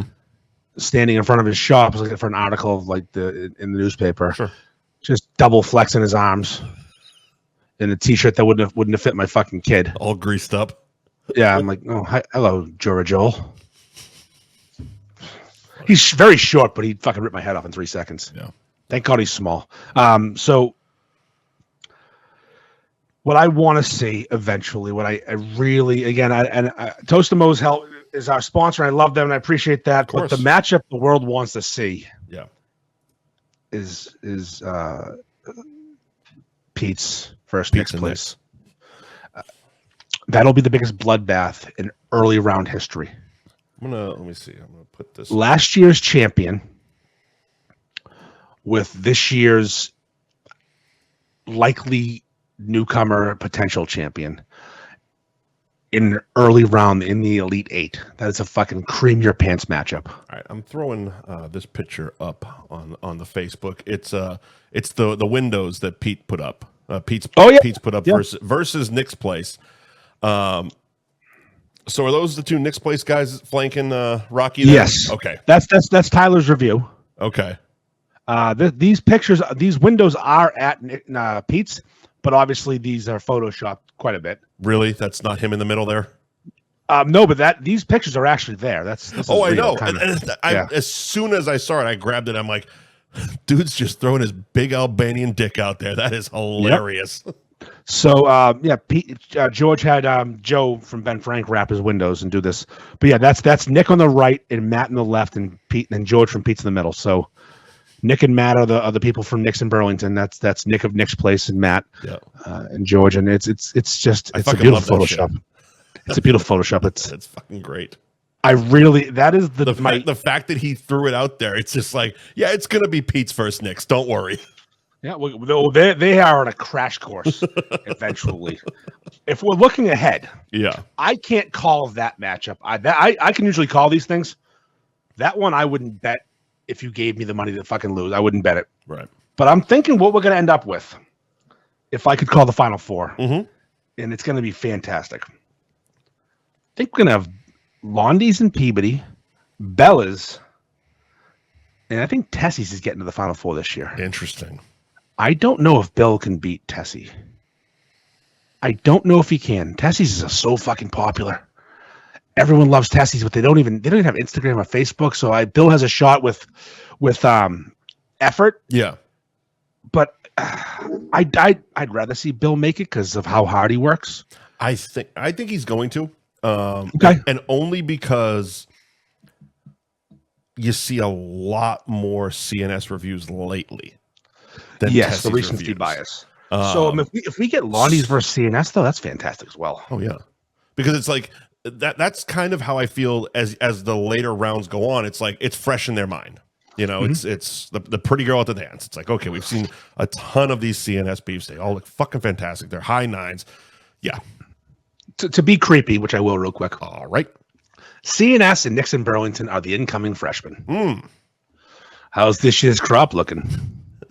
How's this crop of freshman girls looking? All right. I get older, they stay the same. Yes, they do. Yes, they do. But yeah, they are the incoming crop of freshmen. They both look pretty fucking good. Yeah. What a creep he was in that movie. So good though. But and he pulled one too. Yeah, love them redheads, man. Well, she was at least a junior, going to be a senior. I mean, she was of age. Okay. So let's say we get Londies. She was of 70s age. Londies versus CNS. That's a matchup. That's a good one. And the other side, we get Bella's versus either Nick's or Pete's. We have two. Nick's and Pete's is going to be the slugfest I want to see. Like that's the one. In the Elite Eight, we're likely going to have Londies versus Modern Butcher. Yep. CNS versus Tessie's. Bella's versus Anthony's and Tewksbury. Nick's Place versus Pete's. That Elite Eight is a fucking murder scene. Yeah. There are 8. Those are all the number 1 seeds that are all qualified to fucking wreck this pig. Yeah. Except for the Nixon. Sorry, no. Who? Yeah, 8 number 1 seeds. Even when I was skimming this round coming up, the 32, it's like Jesus Christ, these are a ton of fucking good shops. Yeah, this is going to be a tough one to get through. This is a murderer's row this year. I think next year you're going to have to do like 96 shops or some shit. 124. Let's do everybody. Let's try 128 this time, so the math adds up. Okay, fine. I'm not a math guy. No, you certainly aren't. I'm the math guy. Yep. I thought you were doing it because of Route 128. I'm such a cunt. But see, no, I'll tell you I'm stupid. I'll tell you I can't do quick math. Listen, we've been over this before. I can't do this. Yeah. Oh, so I got kind of a funny story about that. So the Pole and the Cork boys did a show this week without Brendan. Okay. He wasn't available. I don't know why I didn't get into it. He's on vacation. Yeah. Fitzy had to do the technical shit. Right. And I guess they recorded an hour of a show, and it was just fucking gone. I mean, these people know me, right? They could have just reached out. Well, no. So Brendan gave him. Long story short, Brendan recovered it. It wasn't gone. It just wasn't where they thought it was going to be. But they did a whole episode, and it was gone. That's hilarious. That's honestly that's nightmare. That's complete fucking panic because you're doing it live. It's live. Yep. And I mean, shit. We've had to redo shows, but it's mostly because of behavior and drinking. Sure. But like, that's the worst feeling in the world to be like 10 minutes after finishing up, hanging up Skype and being like, and because that 10 minutes is pure just trying every method to get that thing back and then have to send that text go, we got to do another one. I know one time we had to use the video and audio from Instagram. Well, that's honestly, that's why we do it. Yeah, we have, that's our backup. We have Instagram, we have Facebook. We have a lot of places that shows streaming right now because if something fucks up, which it's like when I'm home, it records to my hard drive. It's live on Facebook, so we can pull that as the next option. Worst case scenario, it's on Instagram. But yeah, I mean, there was a point where because we were doing it in my car. Oh yeah, the old days. Yeah, we could only use fucking the Instagram video, and then there's been a couple times, or like when we do the Cabaret show, and I don't have my setup, so it's like I gotta pull the fucking thing. I gotta hope because I don't have any of my equipment up there, so I'm like using my stepdad's laptop and all that stuff, and that's usually used for like emails and crossword puzzles, not fucking video editing at all. Exactly. But yeah, it's not easy being me. No, you do a yeoman's task. Yeah. It's funny there's been talk of doing like a moderator podcast once a month with the boys, especially during Beef Madness. I'm like, I don't know how to do it. I mean, you did it once before. We did it on Stream Live and it was fine. Yeah, you do it on Instagram, and then I dump the video and make it look pretty. Yeah, it's just like I'm into it. We can get on for an hour, but like I don't know how to do this stuff. I mean, again, I'm single. I have no kids. Send me a text message. I don't got to be on it, but I can produce it for you guys. I can just sit here and run it. It's funny. That's true too. It's funny too. It's like Mo has a mixing board from when they had their podcast. The same one you have, I think. Yeah, that's exactly why I bought it. I can get one tomorrow. Right. I could borrow that from him. And Al Delano's like, well, that's part mine. I'm like, well, yeah, go get it then. It's part mine. Well, they all pitched in for it. Gotcha, the whole squad is funny. But anyways. Mm-hmm. Anyways, it's gonna be an absolute bloodbath. This round's gonna be fun. For the most part, we can predict the winners. Mm-hmm. But after this round, it's gonna get fucking ugly. Yeah, but even like I said, even this round is not easy. I mean, let's think about the matchups we have. We have Modern versus Royal. Let's see. And Stoneham, yeah. Jamie's versus Nixon Essex Street. That's a tough one. I think Jamie's will win. Yep, that's a tough one though. Londies versus Londies, little Londies on Londies crime, which will make things hard for people to vote like you who don't know what buildings look like. I'll actually do is I will put the word Peabody on the one that says Peabody North Andover, so it's obvious. I won't let people be confused. Yeah. Mikey's versus 110 Amesbury. Mike's place in Saugus versus a place in Amesbury. You don't know. People from the shore might want to vote for Mike's. Yeah. Yep. CNS versus Ramsey's. That's a sneaky tough matchup. I think Bill will smoke them, but Ramsey's does have a following. Sure. A popular place. George and Leon's versus Raymond. Nick's place in Raymond. Mm-hmm. Couple of weird shops. I was surprised George and Leon's pulled it out on Louis. It was close. It was. But again, I was surprised because of their location, and B because they're just coming off a really good day at the fucking golf tournament. Yeah, but hey, shit happens. People it's George and Leon's politics. It's true. Logan, the owner, told the people we need votes. Tessie's versus Giovanni's. Yep. Giovanni's will give them a small fight. They're gonna get fucking killed. Haps versus Geo's and Amesbury. I think Geo's and Amesbury is going to take that one. I think there'll be an upset. Okay. I think Geo's has a huge Peabody connection. Mm-hmm. The owner used to work at Rockport House. Okay. He's from Peabody. Daughter's in her late 20s, early 30s, I believe, around D-Fran's age. She's very popular. Did a lot of friends. Mm-hmm. Not ugly. Helps. Ugh. Anthony's Tewksbury versus Superior, Lynn. That's going to be the fucking bloodbath. That'll be quick. Sorry. Anthony's and Reading should smoke Lynn and see. You never know. This fucking group is weird. I would love to see a good fight with that one. That one and Giovanni's would make me so happy if there was even if they don't win, just they make them nervous enough. Oh yeah, just to make it a little pants shitting. Just losing Lynn and C is a mark of honor around here. Mm-hmm. And what else we got? We got Bellas is gonna fucking kill whoever they're playing. That's gonna be phrasing. God, dead guy angle. That's a scary one. They could run the sympathy. 110 Bradford Zeno's. Yep. I can tell you, I don't know if Big Z can pull that off. I don't think they have that upset in their pants. They might. That's a polarizing shot because not everyone loves Zeno's like I love Zeno's. Right. Zeno's is, again, it's been my top 5 forever for a reason. I'm an old school guy. I like roasty fucking edges. I like roasted meat. I'm not a big sous vide guy. It's funny because it is one of the shops that gets very high ratings, but is also equally shit on by people that look at the pictures of it. And it's ugly. Oh, because they wrap them. It's an ugly beef. They wrap every one of them. They don't ever. If you could say I'm eating on the fucking counter, it's getting wrapped. Dan Bob's beef when he's naked got wrapped. Hilarious. Yeah. Oh, speaking of, someone made a joke in a comment. You're not a real beefer unless you have a picture of Ted Lundy in your living room. No, that's an odd thing to say. That again? You're not a real beefer unless you have a picture of Ted Lundy in your living room. I would like to now check that guy's freezer for human heads. It was a woman. Okay. And I got sent the picture. I got sent the picture. It's a picture of her boyfriend, and Ted Lundy. And it's in her living room.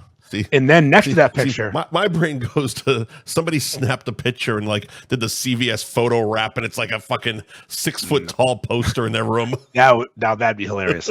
Next to this picture, though, Yeah, is a picture of Dan Bob in his skivvies and the Florenzinos hilarious in the living room, and then she has teenage kids. On the calendar or just the picture?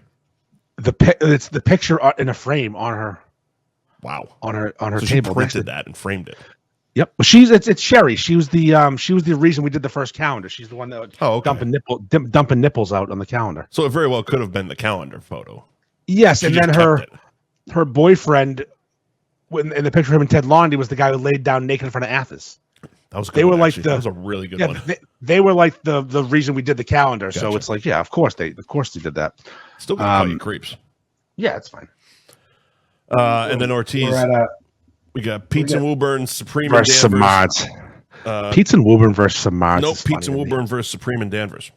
Oh, well, that's a fucking beating and a half. See you later. Yeah, Samards and Johnny's. That is going to be the premier matchup of the second round. Mm-hmm. Samards has a chance. And I am friends with the people from Johnny's. Of course. This is why when my integrity's questioned, I'm like, I don't know anyone from Samards. Right. I've never been to Samards. Yeah. I'm friends with people from Johnny's. I coached her daughter. I know her ex-husband. I know that family. I've been to her house for multiple parties. I kind of root for Samards. I just want to see it. I kind of like it. Yeah. I kind of love the idea of having a Samards run. It's fun. Upsets are fun. They aren't. People get so mad. Especially because of how pissed people get. Oh, the people were so mad. They shouldn't even be in here. Oh my God, what's going to happen? You'll be fine tomorrow. They'll make their money. It's going to be okay. Nick plays to what? Nick's plays Burlington, Athens, Peabody. Sneaky tough. Yep, I'll be going. That's a real test for Nick's place. Mm-hmm. They actually have the toughest road. Athens is a former champion. Legit matchup. Yep. Tostimo's is on the fucking come trying real hard. Mm-hmm. Then you get through those two, and look who's waiting for you. Little old Joe Jacques. With his fresh teeth and hair plugs. Just waiting to fuck your mouth. Yep. This big Albanian cock. And Tostimo's has Nicky's. Do they? Yeah. Well, they got him. Yeah. They got him. Tostimo's is going to fucking wipe the floor with Joe Jacques. And then, if your Knicks plays Burlington, you get through Athens. Mm-hmm. You get through Pete's. Yep. Your prize is going to be probably Bella's. Mm-hmm. And then across the fucking aisle, it's going to be Modern Butcher, Londy's, or CNS, or Tessie's. Like, oh, great. I'm going to win this year. Easiest win ever. It's like fighting your way through all these soldiers all the way to the river, and the river's on fucking fire. Yes, it really. You have just. It's literally like they're going through like the bosses in video games. Yeah, like Mike Tyson's Punch Out, almost like, oh, I gotta beat fucking Tyson good, now. That's a good one for divisions next year. Actually, really, all the fucking Tyson guys. The fucking Glass Joe division. Yep. Kelly's and fucking Bill and Bob's. The old Soda Popinski. Oh yeah. Oh, that's a good one. Bald Bull. Yep. Bald Bull always fucked me up. That's a good one. That wasn't good at beating that fucking big prick. So yes, Beef Madness resumes next weekend. We start on Saturday at noon. It goes from noon until 9 with matchups at 12, 1, 2, 3, 4, 5, 6, 7, and 2 hours each. So every hour one goes off, and then they last for 2 hours. Jumptown wants to know why he's not in Beef Madness. You're fucking unemployed right now. I don't care. We don't work at a shop. Gives a fuck. How can I? Speaking of, okay, so he does bring up a point that I do care about, and it's Matt Markey from formerly of Jamie's and of Common Craft. Matt voiced a little bit. Yeah, no, and I didn't. I responded to him. You did. And he hasn't sold enough and been open long enough and been reviewed enough to be properly seated and put in Beef Madness. He said, I should be grandfathered in because I won once. Yes, you did. You were a winner. You had a roast beef shop. Now you work in a restaurant that serves beefs as well, and no one reviews them. And when they are reviewed, they're not reviewed great. Right. The reason is I think Matt's slicer sucks. Mm-hmm. I don't think he has the proper slicer that these shops have because those slicers cost $5,000. Someone did the math for me today. one of the many nerds, Mark Mordaunt, basically said, if you're making $10 a beef, say, just as a solid number, you're going to sell 500 to break even. Mm-hmm. If you're making $5 a beef, which is more likely, 1,000 to break even. That's a lot of fucking sandwiches to break even for a slicer. To get to zero. Just to get to zero in a place that's not selling a million beefs like a real beef shop is. You're just on your menu. It's not your thing. So that's why Common Craft didn't make it in. But I feel like next year, by the time we get back around, Matt will have it all dialed in. And I'll be thrilled to put them back in because I'm a big Matt guy. Sure. And I want to see more reviews for them because they deserve it. But again, I need him to dial in his fucking slicer. Right. There's a person right now selling a legit roast beef slicer. Mm-hmm. It actually says it on the ad. Tyler, proud future Papa Tyler. Mm-hmm. He sent it to the group text. It was for $18.50 for a I forget, it's like a Bisuteki or a Biscotti or some shit, some fucking brand that I looked up. Brand new, $5,000, $18.50 cash and carry. Ooh, I love myself some Biscotti. Yeah, a little Biscotti spaghetti. But $18.50. Yeah, go fucking buy it and fix your problem because you're slicing fat fucking slices of beef. You're slicing fucking curtains, man. Yeah, you're a real fucking slicer, bro. Yeah. So Beef Madness should be a very, very, very exciting next round and the following round. And it's just sad that some people can't behave and they just they stalk and are annoying as fuck and they can't vote. Yep. Feel terrible. Well, to be continued in Cunt of the Week. Yes. Anyways, before we wrap up the beef talk, I actually had one this week. Oh, that's right. You did. You went and had one, did you? I did. And this the comments that I get usually come every time I have one, which is interesting because every time I have one, it looks exactly the fucking same. Mm-hmm. This was my beef I had on Saturday at Boston Beef by the Sea in Lauderdale. And every time I go, I send you a picture right as I'm about to eat it. You do. And that's basically what it looks like. It's a good looking beef. Now, one would say, well, they know Mike. They're making a special one for Mike.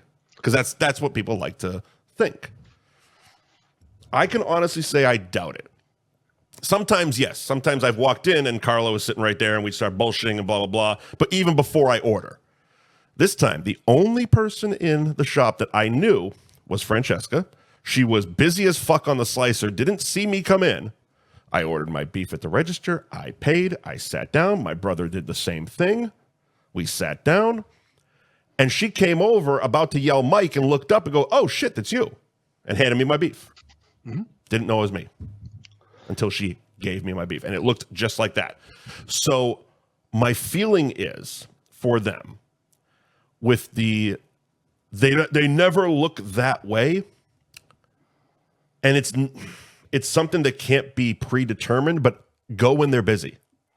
Yeah, is the best way to put it, because it was 1 PM. They were on their third fucking beef shoot on a slicer, and this was fresh off the third one. So go when they're busy because you're going to get fresh. If they're not busy, it's a beach community. It is what it is. That's what I feel. Some of the lesser reviewed beefs that come out of there. That's why. That's what I feel. But, I mean, it's the same reason I got a bad one at Land and Sea last week. I went early. Yesterday's beef. Right. The same reason my Billy's beef today was good. Right. It was busy. I didn't get the first one of the day. It was 12:30. They were serving them for a while. And I said it to her. I'm like, fucking, because she came over and she, like for 2 seconds that she could stop and talk. She's like, yeah, we've been fucking slammed. It's fucking, I'm busy or sweating my ass off on a slicer. I go, it's a good problem to have. She goes, I know. Yeah, of course. I know. And we, again, I get lucky more than a lot of people, and the people, same thing. Oh, that's a special beef for you. No, it's not. They didn't fucking go back in time. I'll be honest. And probably 1 or 2 of the ones I've had have been because they saw me there and like, oh, okay, let's, we know he's going to take a picture. We know he's going to review it and blah, blah, blah, blah, blah. But this one absolutely wasn't, and might be the best one I've had. It was a good looking beef, and it tastes so phenomenal too. Like my Billy's one today, I don't know the kid that was working on the slicer. He might recognize me because I have a big dumb head. I'm everywhere. Yep.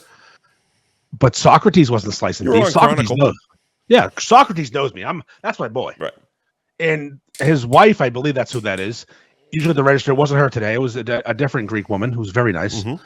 So at Socrates, I saw him eventually out back, but like whoever was slicing that beef, I don't know if he knew me. Right. What do I give a fuck? Just make me a beef. I'm happy. And again, it didn't look great. It didn't look all the colors perfect. It was fucking delicious. Yeah. It was fresh beef with a roasty edge. I was happy. Mm-hmm. Also, before we leave Beef Madness, Yep.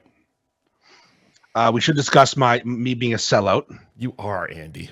You are a sellout without any motherfucking integrity. With me selling my soul, according to people, but they spelled it wrong because they're fucking stupid. I realized this past weekend how fucking much of a nightmare Beef Madness has become with how popular the group is and how much work it is, and it consumed my entire weekend. Heavy, I know, is the crown.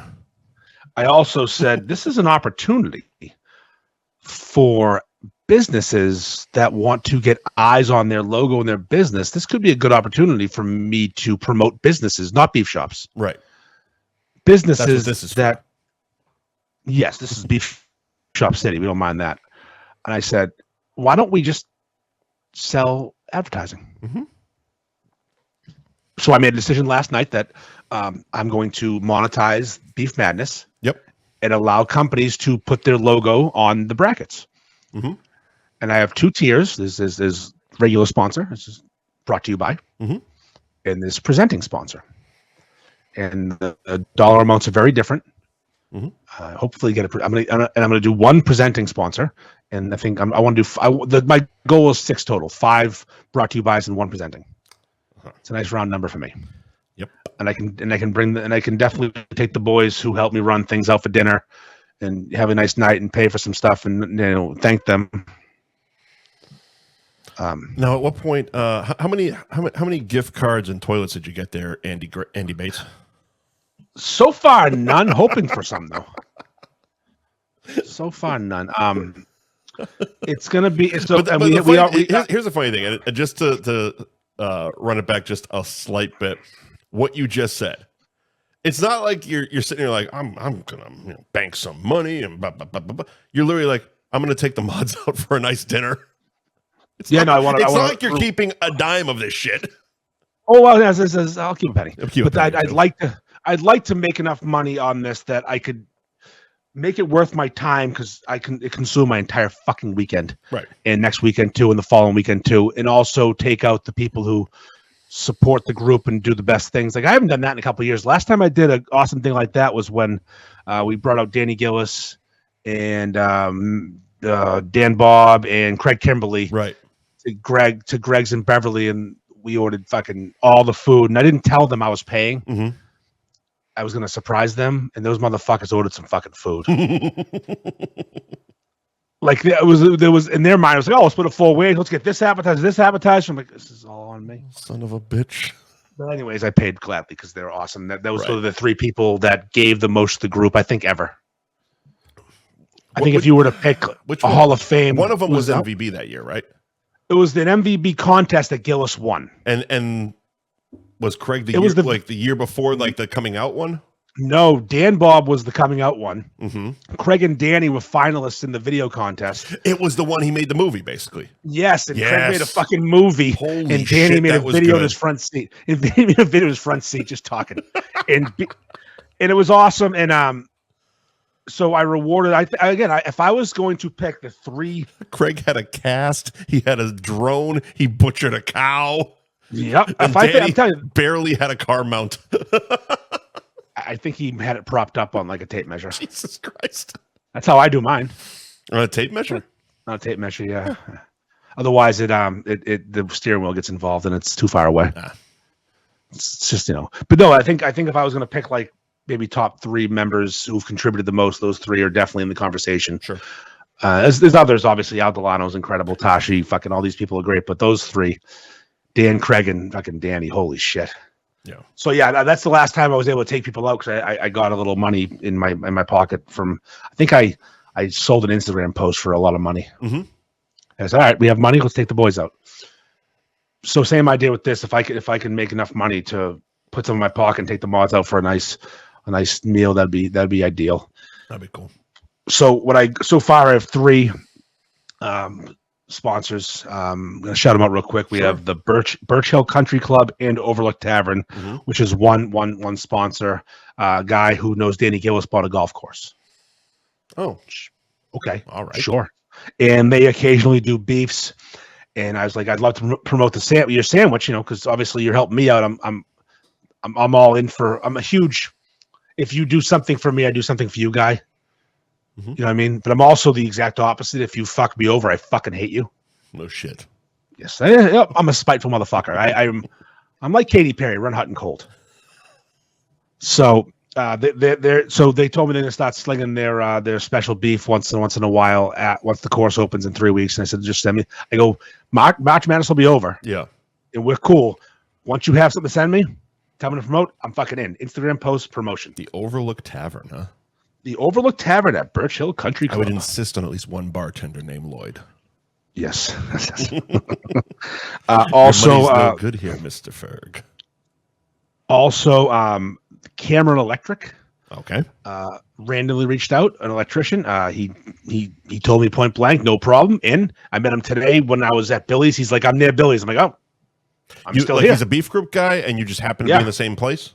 Well, no, we talked about where he will be the next day, and I said, well, I'll be in Wakefield. I'll be there, blah, blah, blah. So I hit him up. I said, hey, Billy's. I'm at Billy's. Are you in the area? He goes, I'll be there in 10 minutes. And he drove over, gave me a check, all good. Fucking beauty. And then, obviously, we talked about earlier, Joe from Ben Franklin's going to be involved in anything we do because the man loves helping me out, this page out. He's a G. Yep. So that's enough of Beef Madness. Yeah. And also, sponsorships are still open. If you want to give me a lot of money to put your name on top, I'm willing to take it. Fuck yeah. Let's do some ads. Can I piss first? You got to piss. You go ahead. I'll do Anthony's. All right. Anthony's roast beef and pizza in Tewksbury.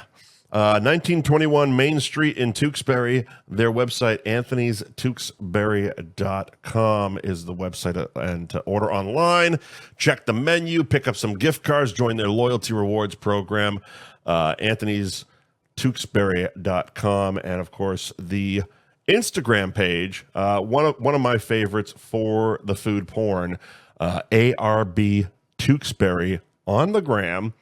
They of course, recently promoting their round 1, day 3 victory of Beef Madness over Kelly's. But before that, this looks fucking delicious. And that seems like something that you would say about literally everything they post, because it does. Everything they post looks fucking delicious. Our Ragin' Cajun fried haddock sandwich. Golden fried haddock topped with lettuce, tomato, pickles, and cheese, all brought together by our house-made Cajun tartar sauce. Oh, fuck. I just bricked up a little bit over Cajun tartar sauce. Oh, my God. Served on a toasted brioche sesame bun.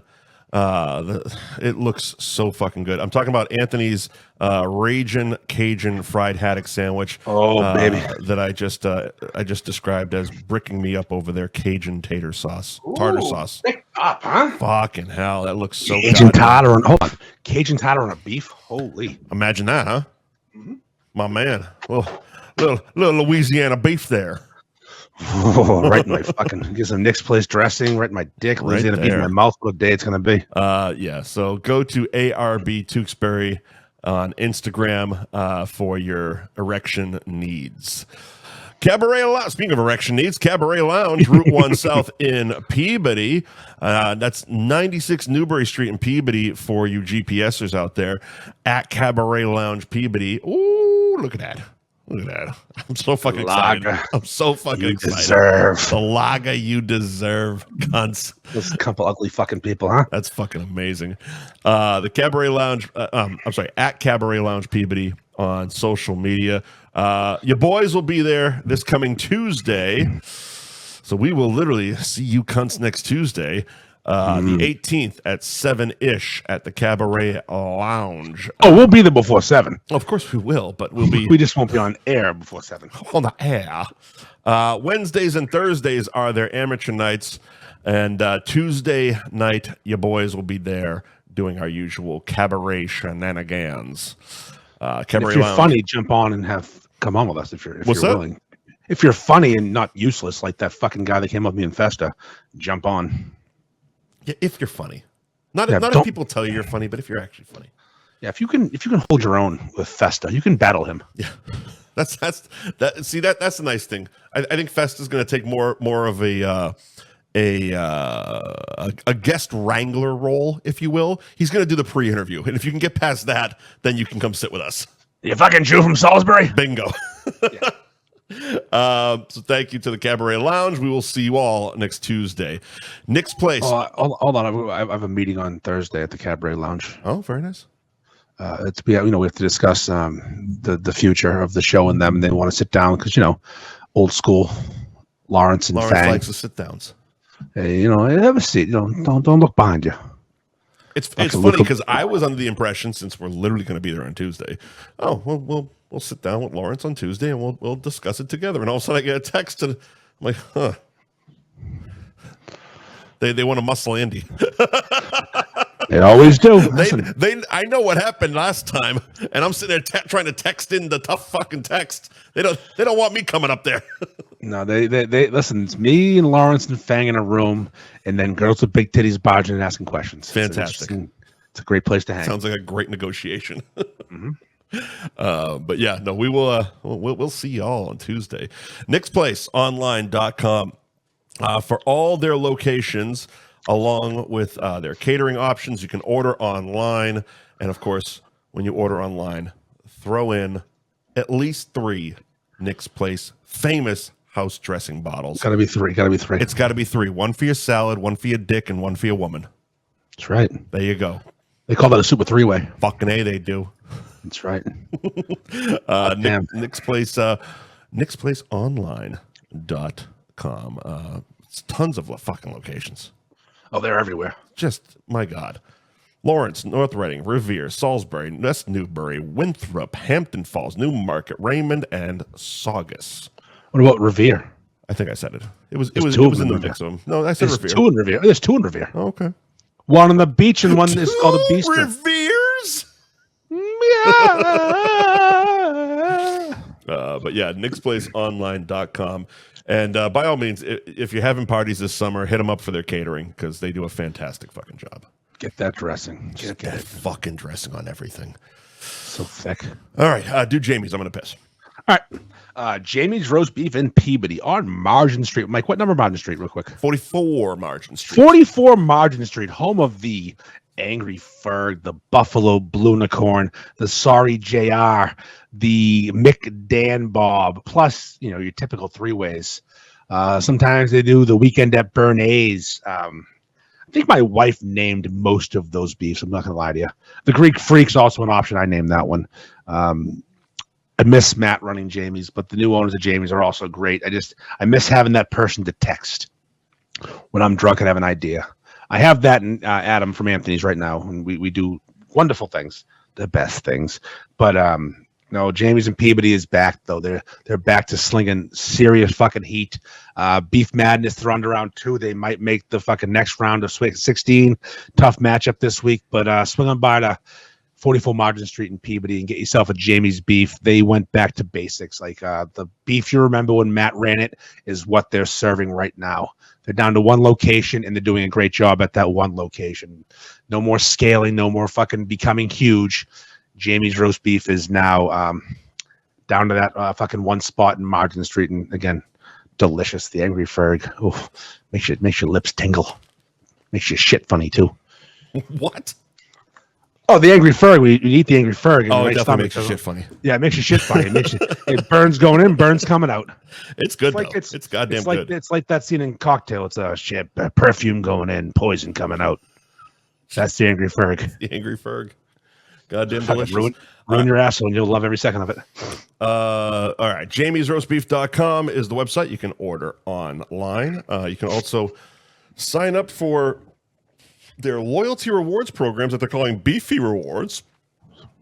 Interesting. Let's see. Sign up for our loyalty rewards. Ooh. Earn $5 for every 10 visits when you sign up for Beefy Rewards at jamiesroastbeef.com. Ooh. You can also find them on social media at Jamie's roast beef. Another one. This is how you do it. Big fucking beef madness reel going. You got to do it. You got to do it. And they have a good following too, so they should use it. Right next to Mikey P and his silly fucking hair. That hair is phenomenal. Big Mikey. We got to get Big Frank and Mikey P to come to the Cabaret and get Big Frank on mic. Big Frank and Festa. We can just leave. Yeah, exactly. That'll be our piss break. That'll be the break sponsored by CNS and Pepperell. And if someone takes their tits out, it won't be flagged. Just have Frank and Big Frank. It won't take me 12 hours to edit that shit out. Nope, you'll be fine. No. What was her name? What the fuck was her name? Egyptian. Oh. Never forget it. Bane of my existence. The worst. All right, cool. All right, we got 3 more. Do you want to do a topic and then cover them? Yeah. Okay. All right, let's see. Let's jump back over to the rundown here. Okay, so this is a text. I didn't ask. I just assumed that you had a few drinks because you were texting me saying, I don't understand time travel or daylight savings time. And I tried explaining what I knew about daylight saving time, and you doubled down with, I don't understand time travel or daylight savings. I'm like, he's drunk. Yeah, and I still don't. Sober drunk, I know. I don't know why we do daylight savings. I don't care why. It's stupid. The kids, the buses, fuck off. Stop being poor. I'm pretty sure it had to do with farmers. It's farmers, sure. And we move the clock forward, move the clock back. I don't understand. I just know at one point, especially this time of year, I feel like shit in the morning. Because my circadian rhythm is fucked up because I don't go to bed at the right time. I have to wake up early, and my body's not used to getting up early. And according to my body, I get up at 6:30 every day. That's my wake up time. Ugh. According to my body, it's 5:30. My body knows what time it is. It's like Flavor Flav. No, it would have been 7:30 right now because we jumped ahead. Yeah, because on Sunday I woke up and I was shocked that I was getting up after 10 o'clock. Yeah, no, let me finish. And I went to the kitchen. You're making my point. You're making my point. Okay, go ahead. If I wake up at 6:30 every day and the clocks move forward, my body thinks it's 5:30. This is why I don't get it. So you just proved my point. It's fucking baffling. And now with back in the day, you had to manually change all the clocks. Yeah. Now everything's digital. Maybe a stove. The stove and microwave. Yeah. So I was up late Saturday night, and I'm a 2 a.m. guy on Saturday nights. That's my witching hour. It's time to go to bed. Woke up, went to go to bed, and it was 3:15 a.m. And what the fuck just happened? Because 3:15 is way too late. But but there's two facets. I can't wrap my head around fall back and spring ahead. It doesn't make any sense to me at all. I like this one here. Like, I do too. Because getting out of work and having it be pitch black stinks. It does, but this one takes some getting used to. Yeah, exactly. This one sucks in the beginning. Because you lose an hour of sleep. Yes. We lose an hour of sleep. It sucks for the first week and change, basically. Gaining an extra hour of sleep, fantastic. And as a young father, this absolutely fucking sucks. Sure. Because, you can put your kid to bed whenever you want. They can't fucking tell time. Like, if they're annoying, it's 4:30 in the afternoon. Right. Go to fucking bed. It's bedtime. Yeah. Back in the day, I mean, we had clocks in my house back in the day, real clocks. Yeah. Now it's all on cell phones and kids can tell time. But like putting your kid to bed at 7:30 when it's light out and they don't understand why you want to bed at 7:30. They think they're being punished. Yes, and you're not. But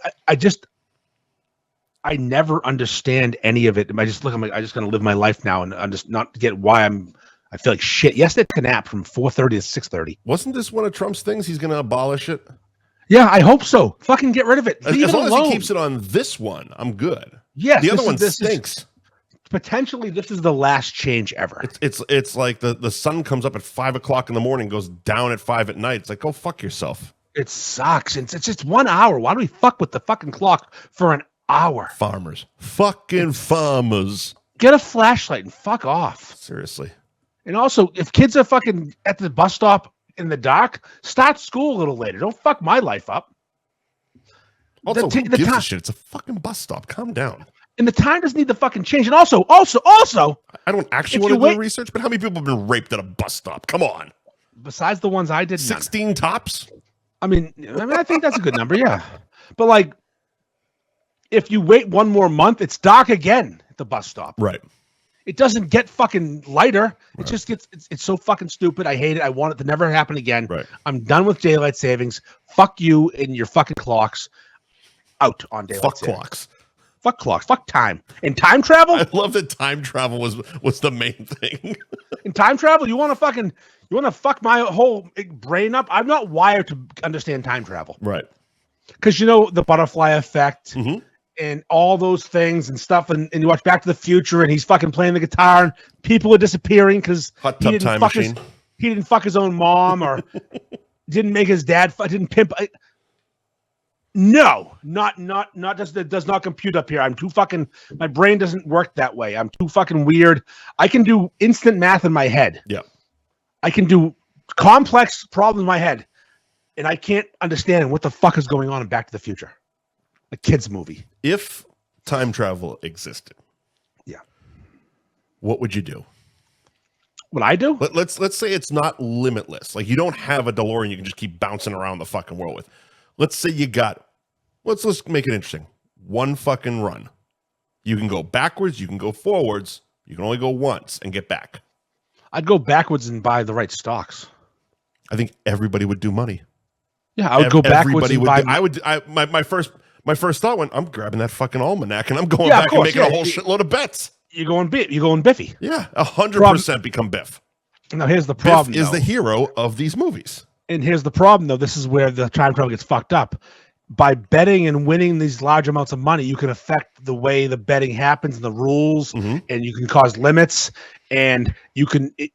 It's a whole fucking set of situations that you can fuck up, and now your life is different. And if I went back in time and knew to buy Facebook in 2004, would I not be as happy as I am now? Well, there's always and that's the butterfly effect part of it. Exactly. It's where it's like, a lot of people would go back and do financial shit, but then of course, if you're happy in your life's going to be different. You might not even be married to the person you're married to. Exactly. Your kid might not exist. That's the problem. Me, the butterfly effect. No fucking problem. I'm grabbing that almanac. I'm going back and I'm fucking changing the world. I don't understand. So baffling to me. I don't get it. Fucking Marty McFly, the picture that disappears. Fuck you. Your sister doesn't exist now because you didn't bang you play guitar and you're inventing rock and roll, but you're white. Think about how that fucked up black history. Let's talk about the racism of the black man stole rock and roll from a white teenager. But and then the history of it, that changed everything. No one addresses what happened then. Right. Fucking Marvin Berry. Didn't Chuck Berry pee on people? Was that Marvin Gaye? Or he videotaped people peeing? One of them did that. I hope they both did it. Peeing on people's hilarious. I've peed on people. You never peed on people? No, not intentionally. I piss on myself all the time. In the shower and football practice, fucking pee on the guy's leg next to you and laugh your ass off. It's hilarious. Your fucking ass off. Everyone thinks it's funny except for the guy getting pissed on. Poor freshman just getting peed on. Yeah, we sexually assaulted the freshman. Fuck them. Yeah, it wasn't sexual assault back then. Not back then. Not in the 90s. You could just piss on boys and say, "Hey, deal with it, kid." It was fucking hilarious. I thought you got stung by a jellyfish. I'm sorry. Go suck that dick, queer.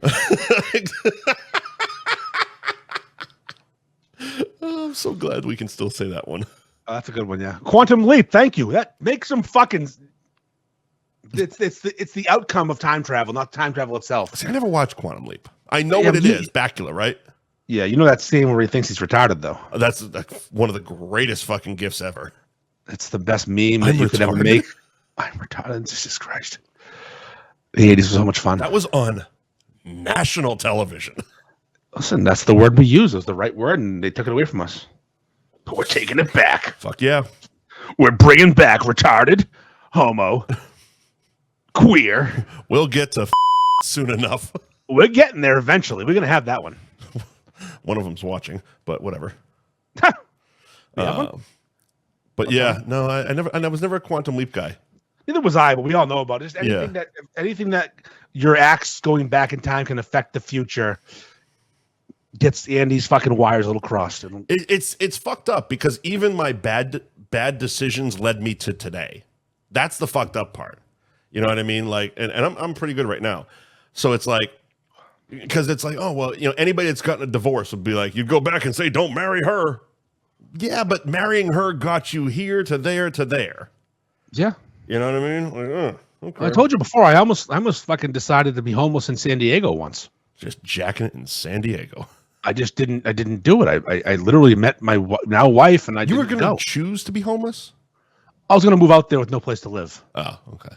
I had a truck that I could live. I had a cab in the back. I could sleep back there for a brief time while I was finding a place. Gotcha. What were you going to do in San Diego? What was the plan? Bartender. Okay. All right. But I was going to drive out there with no job. Was it because of the weather? Because historically, it's been claimed as being the perfect weather. It just seemed like the right place to go. Oh, interesting.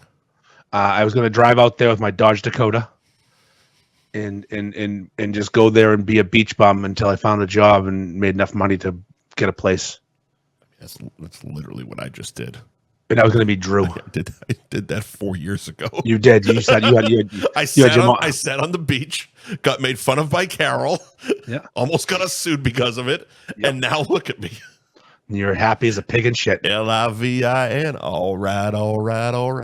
I think we talked about it recently because I was going to go as Drew when I was out there. We have talked about you being Drew. Yeah. I was going to be Drew in San Diego.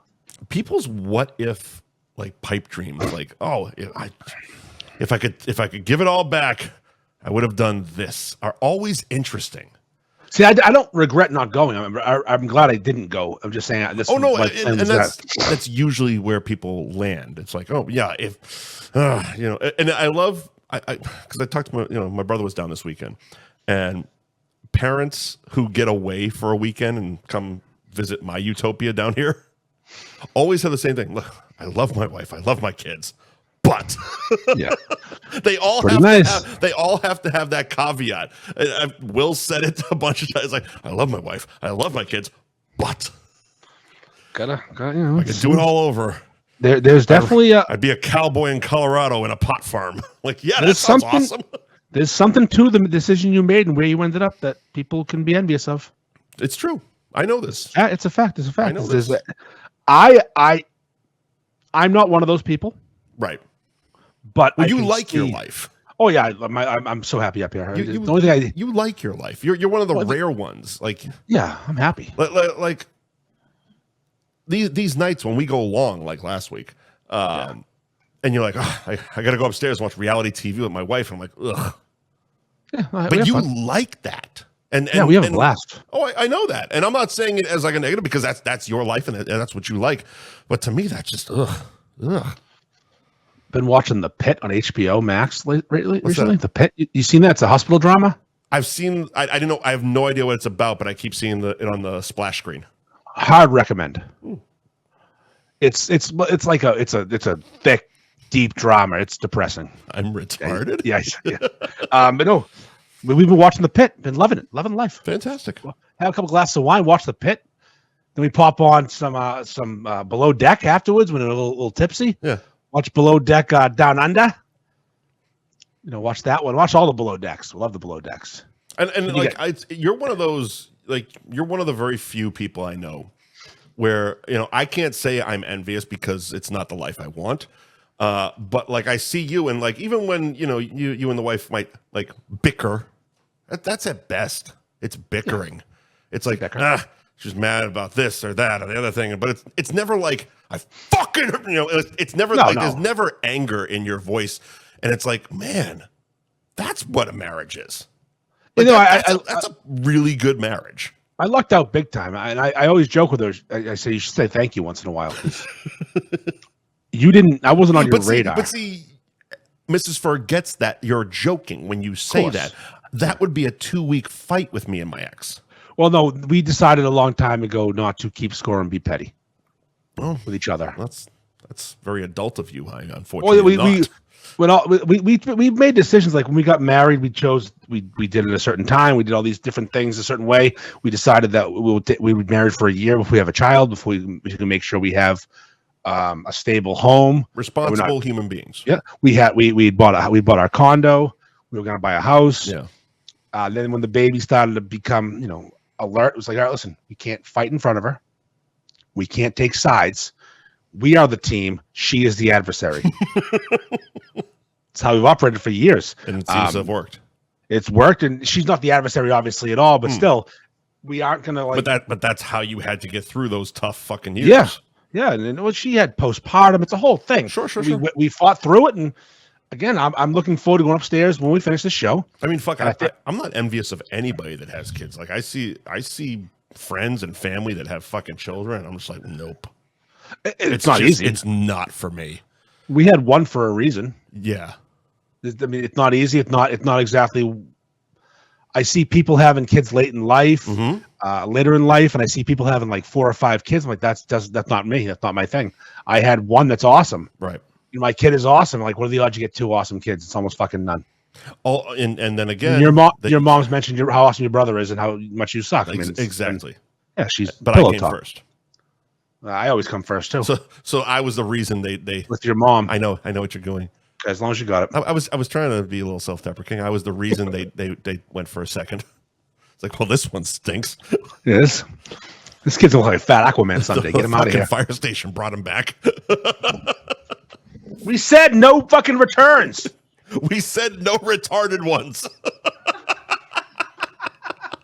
You said this kid was okay. He's fucking retarded. We can't fucking sell this. What are we doing here? No, yeah. No, it's listen, I've told the story before, but like I was bartending at Sequels in Danvers, which used to be Fantasy Island, which then became Onion Town. Is now going to be a charter school. A what? A charter school, the Tarrytown. It's a charter tool. Yes. And I looked over at the hostess station, and there was a very attractive brunette with large breasts. And I went, I like that. Some bitch. I go, I like that girl. And the other bartender, Billy, who was a lot older than me, he was like almost my dad's age. You try to call dibs? No. He goes, I know her family, and I had a bit of a reputation of being a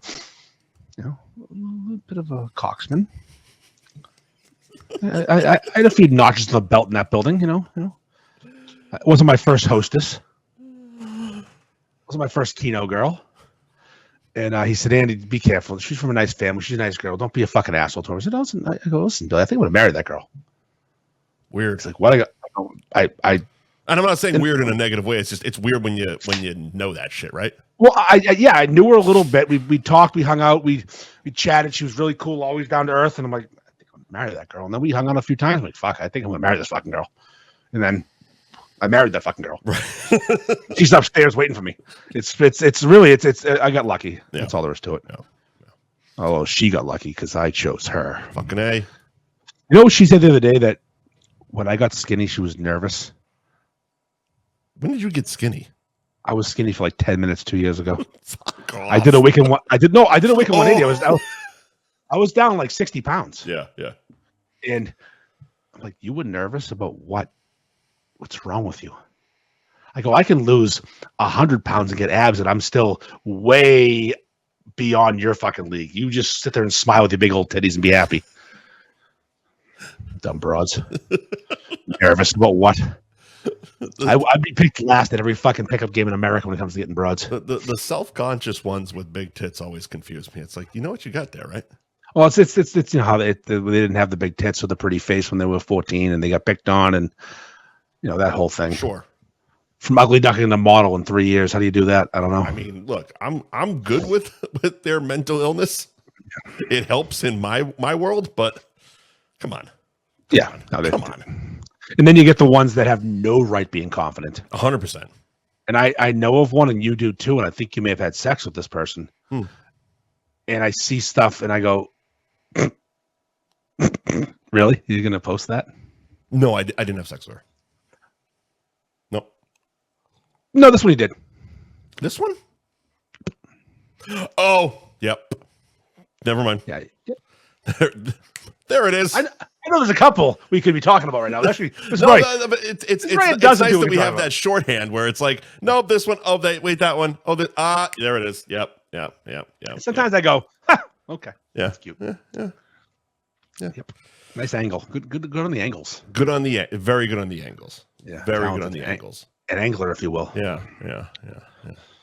All right. So, what are we talking about right now? What's the topic? More ads. is where we're at. Okay, good. Let's do more ads. More ads. We're at Fibbers. Fibbers. McGee's kid. Where we'll be on Monday afternoon. Around 2-ish, I think. Yeah, that's a good jump. I mean, let's plan for 12:30 and get there around 1:32. Okay. That seems to be a smart play. I mean, Joe's ready to go at like 10 in the morning. Joe wanted me to golf that day. Virtual golf. They're fucking pissed. I'm like, oh my he god. Wants me, and he wants me to. Will's already got a hotel room. He's like, yeah, I'm definitely fucking showing up to Fibbers. I'm like, settle down, pal. Jesus Christ, it's gonna be a good day. It's gonna be a good day. It's gonna be a really good day. I'm excited for it. But yeah, Fibber McGee's kid, 102 Cabot Street in Beverly. Fibbersbeverly.com is the website, and at Fibber McGee's Beverly is the Instagram. Tuesdays are their wing night. Join them every Tuesday for wing night. The next few are presented by Sam Adams. How about that? Ooh. Every Tuesday, half-price wings with a beverage purchase, and you'll receive a Sam Adams loyalty card. And each Tuesday, you visit... I hate when people can't write. Each Tuesday, receives... Come on, do it. Each Tuesday visit receives this... I hate that. Get a Sam Adams loyalty card and go on Tuesdays for a chance to win. Enter to win Red Sox tickets, Sam Adams gear, and other fucking prizes. Some bitch. I love reading copy. No, it's written weird. No, I know what you mean. Sometimes this happens. You can't verbalize something that makes no sense in your brain. Yeah, exactly. I believe the Red Sox tickets are going to be drawn in April. It was on the full version of this, but I'm on their Instagram and I can't see the full fucking version. Oh, okay. But I believe the Red Sox tickets will be pulled in April. So go every fucking Tuesday. Get yourself Sam Adams. Look at everybody jumping on our fucking dick. Sam Adams is now doing American Light Lager. You sons of bitches. Sons of bitches. Look. We copied Hulk Hogan, who copied Bud Light. Fucking stop copying us. We're copiers, and we get mad when someone copies us. That's how we operate. 100%, bitch. Legendary. But yeah, every Tuesday, half price wings at Fibber McGee's kid, and of course, St. Patrick's Day afternoon. You boys. Oh boy, we'll be there. Be drinking some drinks. Our dicks out. Guinness chug contest. Who wants in? Fucking just gonna be hanging dong. Challenge me at the bar. Just challenge me. Dick out. Dicks out for Harambe. Let's go. Dicks out. Just fucking smacking dicks. Speaking of smacking dicks, Johnny Mo, welcome to the show, buddy. Tostimo's Pizza Kitchen, 380 Lafayette Road in Seabrook, New Hampshire. Tostimo'sPizza.com is the website, which has been recently updated. It looks fucking fantastic. Elevate your pizza game is their motto now. Have multiple different specialty pizzas highlighted across the website. The Baller, the St. Peter, the Prosciutto and Fig. Special He's pizza. from Essex, right? What's that? How do you know this fella? I'm looking at him on the website. Johnny Mo. Yeah. You know him or no? No, I've never met him. Oh, I thought you make it seem like you got this guy in lock and he's from Essex. That's the gimmick. I know the gimmick. He's really sold us, so he's a buddy now. You really sold it well, though. Yeah, Congrats. yeah. I was like, oh, Mike knows this fucking guy? No, Johnny. I literally didn't know it was Johnny Mo until I looked at the website about 2 hours ago. But no, yeah, you follow me on the gram. He's on the gram. It's I don't know, pickles and something. Pickles and fucking cum. Okay, pickles and something. But yeah, no. Johnny Mo has taken over Tostimo's. Their specialty pizza of the month is the Cluck Norris. Ooh, Cluck Norris. Love that. The Cluck Norris. It's a garlic oil base, grilled chicken, broccoli, bacon, ricotta, mozzarella, finished with pecorino and fresh fucking basil. The Cluck Norris. Then you get a roundhouse kick to the jaw while you eat it. Do you know when Chuck Norris does push-ups, he actually just pushes the earth down? Mm-hmm. I do. Yeah, he doesn't do push-ups. He pushes the earth down. That's one of those Chuck Norris puns. Those are fun. Yep. He once got bitten by a snake, and 3 days later, the snake died. Yeah, it did. And Johnny Mo's actually watching right now, by the way. What up, Johnny Mo? And he's haha, I'm dead. What's his thing? Pickles and what? Pickles and private shenanigans. I don't know. I couldn't read. It was too far away. It's too far away. I need some of those readers. But yeah, no, thank you for sponsoring the program.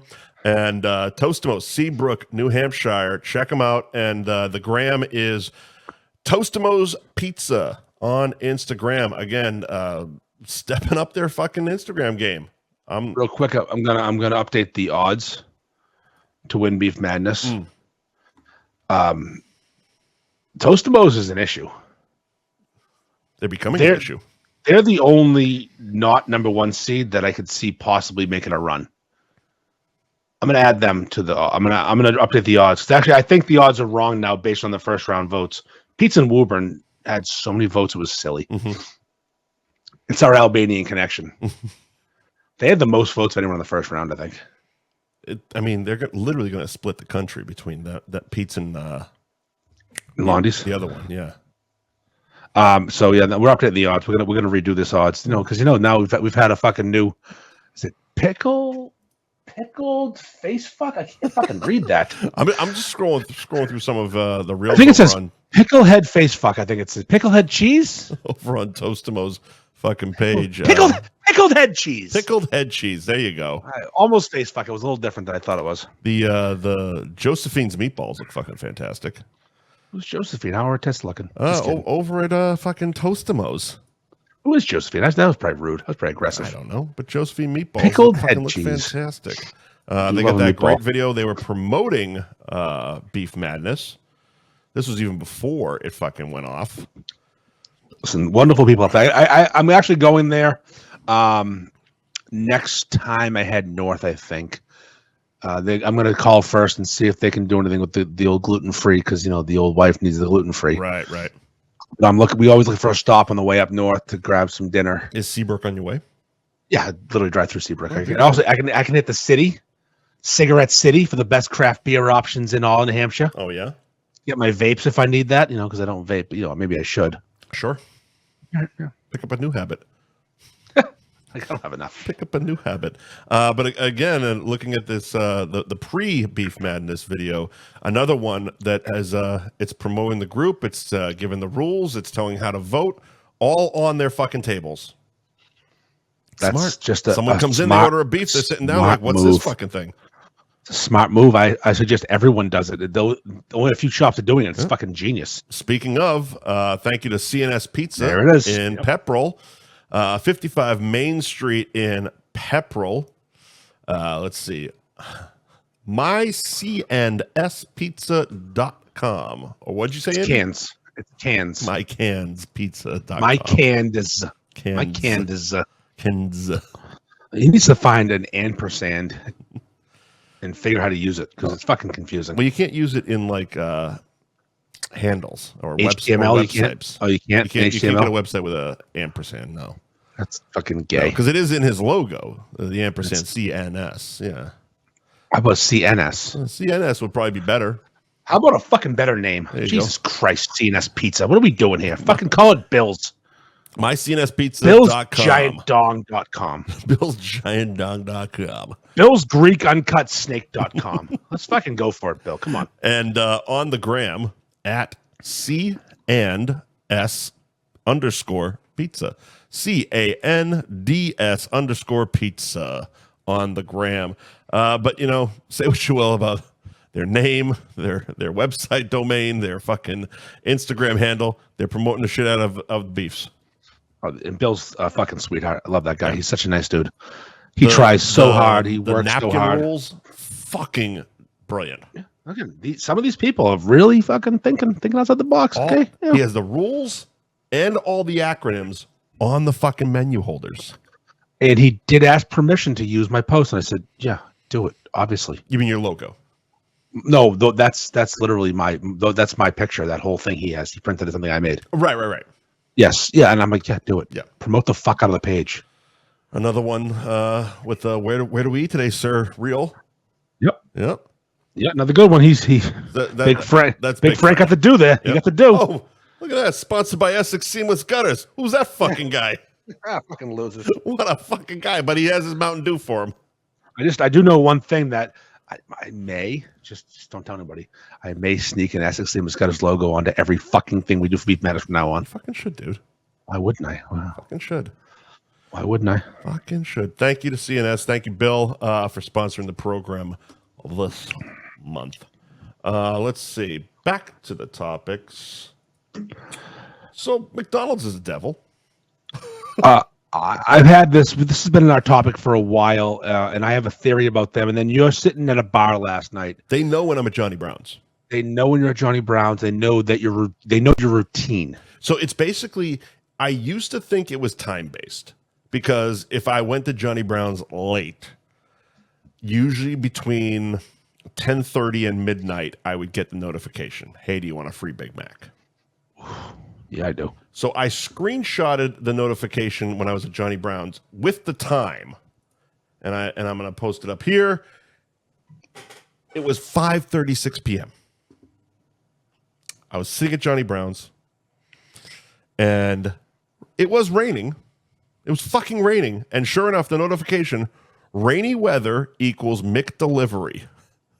Stay in and cozy up.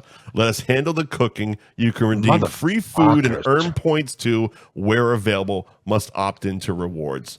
5:36 p.m. Monday night. That's fucked. You psychopaths. You fucking psychopaths. They are stalking me worse than Hump. Now, I have a different issue with them. Mm-hmm. And of course, I did get McDonald's that night. Of course. I don't have notifications on for this reason. I have the app. I have all the things. You're also not a big fan of the app, though. No, I can't use the app to get stuff at home. They fuck it up every time. Yeah. The app is helpful if I'm out in the world, but if I'm making that decision, I'm making bad decisions. I have like 40,000 McDonald's points. I use all mine every time I get them. I use them a lot. That's the problem. Here's my thing, though. I'm convinced there's an ingredient good that makes it addictive. Of course there is. I don't think about any other food. Heroin. I don't think about anything else. I don't think about food all day long. Right. Except for McDonald's. There is definitely did you get the Big Mac? Of course I got the Big Mac. Yeah, of course you did. Of course I did. I got a Big Mac and I got two doubles. You know why? I went with the two doubles instead of the quad. You get one double at 40% off, and the second one is $1. The app is just so they're literally drug dealers. They really are. It's like, hey man, you want this one? Here you go, get another one for $1. Here's another rock. Smoke it. I haven't ordered it in like 2 weeks. And the Big Mac came with free fucking large fries. Fuck me running. That's the problem. And all you do is drive by, and it's like if you were like a heroin addict. And everywhere you looked, every fucking highway you drove down, every road you drove down was a sign for fucking heroin. Would you and you had an app that would ping you when you're in your most vulnerable, in my case, a bar. I've been like, hey man, fighting. Want to tie off? Want to tie off? Come to this random bathroom. I've been fighting against this app for a couple of weeks now, and I'm not ordering. Right. Last night, I went to bed. I said, I gotta, no, I'm fat. But it really reminds me of Sawyer Merritt and Axe Murderer. Yeah. With his little spiel about the Colonel's wee beady eyes and buy my chicken. And like, they do, there's an additive. There's gotta be an additive that makes you crave it every night. I think about it way too fucking often. I don't go. I would honestly, Mike said so exactly what it's like for an alcoholic. No, I would say no. No, worse. Because I don't think I'm speaking out of turn. We're all fucking alcoholics here. Sure. But I would say it's a much harder drug addict. Like, you can't live without this. It's constantly occupying your brain. I go to work. I don't have to run out to a bar and sneak beers to fucking just make it through a day. I don't have to wake and drink, basically. Nope. But drug addicts can't fucking function properly without their drugs, or they I mean, some of them would fucking die. It's. I think we're being extreme, but yeah, pretty much. It's pretty much like that. I am a recover. I feel like I'm a recovering heroin addict or a drug addict. I haven't had McDonald's sober since '94. Yeah, It does. But here's the thing. I don't think about booze during the day. I don't think about beer during the day. Right. I like having a couple drinks at night. right. I drive by that sign and my head turns. I go, nope, can't. Nope, I have to fight the urge. 100%. That's the difference. It's an urge. I don't drive by a bar and have an urge. Right. I coming drive home by from McDonald's. work, and I passed two. I passed two on my way home, and both times I have to actively talk myself out of it because it's like, nah, I don't have to cook tonight. I could just nope. Please, just you're killing yourself. Go home. I didn't have breakfast today on purpose. I generally skip breakfast. Yeah. Then I had that Junior from Billy's at lunch, and I was fucking starving because I'm working again and I have an appetite. Sure. And I remember saying to myself, and I ordered just one Junior, and I didn't get a side, no onion rings, no chips. Right. And I ate it. I'm in my truck going, I don't really. I saved room for maybe a triple. I didn't stop for it, but in my mind I justified it. But you're mentally not eating as much. That's a lot of words I can't read. But you're mentally basically adjusting your food intake with the possibility that at some point a quad will come into your life. It's been really hard lately. And here's the thing too, the less I go, the less I want. So I'm weaning off. Yeah. Whatever the chemical is that makes me want it, if I don't go, I don't need as much. But if I go, I want it more. I want it more. I want it more. And it's definitely a wagon thing. Once you fall off, it's like, fuck. Like, because when you force yourself and all of a sudden you have to, basically what you're saying, you have to force yourself less to not have it. And then once you slip, it's like, oh, I've had McDonald's 4 times this week. What the fuck? Yeah. I did 3 days in a row like a month ago, and I went, what the fuck am I doing? What the fuck am I doing? The last time I had it was the bachelor party 2 weekends ago, and I had it one night, and I ordered it 2 nights in a row, but I only had it one night because I fed the homeless that night. Some fucking bum had your food. He had quads in the McNugget. He's a happy guy. But like, it's easier to not do it if I don't do it. It's literally coming off of fucking addiction. 100%. I've never been like on heavy drugs or physically addicted to something. Right. And I think this is the most I've ever been. Yeah. They're the devil. Listen, I have the fucking Founder on like repeat at my house. I'm watching McDonald's movies and documentaries and fucking ordering it, and I don't want to do it anymore. I want them to go away. I need them to leave me alone. Stop existing. Did you ever watch Super Size Me? Yeah. Okay. Didn't work. Yeah. No. So I remember. So that guy's lived the fucking dream. Well, he's dead. But did Morgan Spurlock die? He died. Yeah. It was COVID, right? Yeah, but it was in that era. Yeah, COVID. Yeah. So when Super Size Me first came out, I was working at Home Depot, and I had a portable DVD player in my car, and I'd go out on lunch and I'd pop on a fucking movie or whatever and watch it. And I started Super Size Me. And there was a McDonald's right down the street from that Home Depot. I believe it was in Salem or Swampscott. Yes, Salem. Yeah. So 10 minutes in, I hit pause, put the portable DVD player in the back seat, drove down, got a mess of McDonald's, sat in the McDonald's parking lot, eating McDonald's, watching Super Size Me. They are neighbors. That those two places. fucking movie wasn't a cautionary tale. It was an ad. Yeah, it was. Nothing has made me want a Big Mac more than that movie.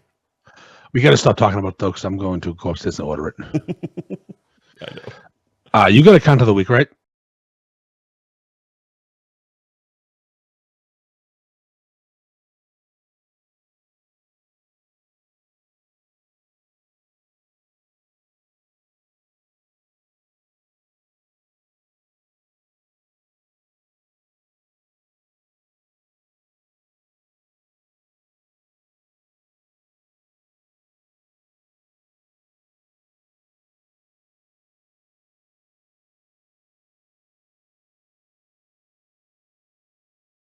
So I'm not even going to justify the cunt of the week with a name. No, of course not. But the type of person the type of person who talks massive amounts of shit knows they're not liked, wanted, respected, looked at in even the closest of fond views, but continues, stalks, if you will, stalks, like has been removed from multiple things and still stalks.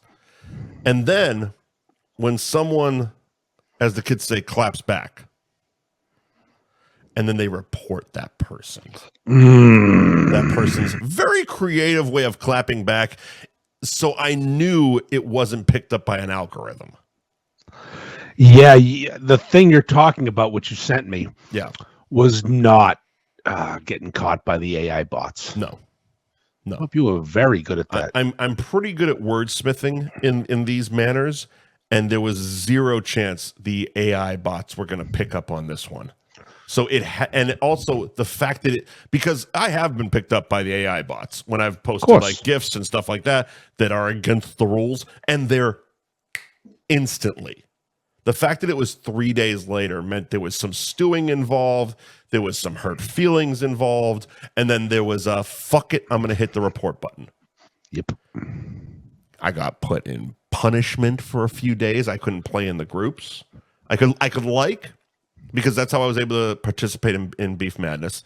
So I could react on posts, but I couldn't comment and I couldn't post on any group. And found out tonight that I couldn't start a live video until April 6th. Which is a problem for this podcast. Because that's kind of what we do. That's how you record. The way behind the scenes real quick, me and Mike do a Skype call. Yep. And Mike uploads the Skype video and audio to Facebook. Mm-hmm. And that's a live broadcast, which he then pulls to put on Spotify and everywhere else. Yep. YouTube's and exactly iTunes. And Mike couldn't go live because we before the show, we were like, oh, Mike's like, I can't go live. I go, what do you mean he can't go live? And it was grayed out. It just said this feature is temporarily blocked. Now we thought maybe like it was a glitch in the system or the Facebook's fucked up. So I tried to go live and I could go live no problem. Right. It was a you punishment, not a us punishment. Yeah, and through a little bit of digging, I can't do video calls. I can't do live videos, and I can't do one other thing. I forget what it is. Wait, no video calls? No video calls. That's gonna really affect your masturbation. Right? That's your jam, bro. Right? You have to get phone numbers Slide and into those download Instagram DMs. Yeah, I know you're a big guy on the Jack I'm the biggest, babe. I'm the biggest. You love a good Jack Facebook fucking Messenger fucking video. Holy shit. But yeah, till April 6th. So April fucking 4 weeks? It's 4 weeks? Too long. It's because too long. Some fucking got his feelings hurt because he wouldn't shut the fuck up. Little bitch feelings, just a typical little bitch. And still doing it. He's everywhere. He's everywhere. He's a fucking bitch. All fucking night. All fucking night. Why wasn't I? Go fuck yourself. Fuck loser. Yourself. You fucking loser. Nothing. Zero. You fucking Mr. Nothing. You know, every year in the NFL draft, there's the last player picked has a name. There's a certain name for this person. It's Mr. Irrelevant. And it's kind of a tongue-in-cheek thing because most of those guys don't make the teams. We have our own Mr. Irrelevant. Yep. And he is just a wet fart in your pants. He sucks. Yep. He is an underwear change. He thinks he's fucking great. Your own little private island of irrelevancy is literally an island of shit in an ocean of diarrhea. Ooh. Like that? And no one likes you. But hey, as long as your girlfriend likes you, nobody cares. That's the thing. Well, no one thinks about it It anymore. has nothing to do with likes. We're fucking adults. Who gives a fuck who likes us? Nobody cares. No one cares. No one cares. Like you were an instant eye roll. It's like, oh, really? Still? Just go. Settle down. Just go. Like, congrats. Called me fat. Take a hint, stupid. Remember a few months back, and you may not have seen this. It was in some random place, but this person did a video somewhere, and it appeared he was wearing a diaper. Yeah, it was. I don't know where it was, but he was definitely wearing something under his pants just in case something went wrong. And someone like sniped a video of him. It wasn't like a gimmick. It was like it was not a gag. He just went low. They went low on the video. I'm like, oh my fuck, that's wearing a fucking diaper. He may shit his pants. He might be one of them. He might. I mean, all the things line up. You know, the touch of the tism, little short bus action, also a diaper. We don't know, but we do. Can't spell. Can't read. It's a whole thing. Next year. Read. Oh well, but yeah, I mean, cunt of the week, just literally because of the annoyance that I had to wait 2 days to fucking post a beef review. We were late tonight because of him. And then tonight was like he was already the cunt of the week, but tonight was like, holy fucking shit, really? Useless. Go away. I won't block him here because this is fun for me. Right. To watch him cry and squirm. Right. What about me? What about me? Me. No one cares. Yeah. The other one was annoying and probably mildly psychotic, so it was like, that's an easy block. Yeah. This one's like, you're too stupid to be dangerous. Oh, no, he's not dangerous. He's just annoying. He's fucking useless.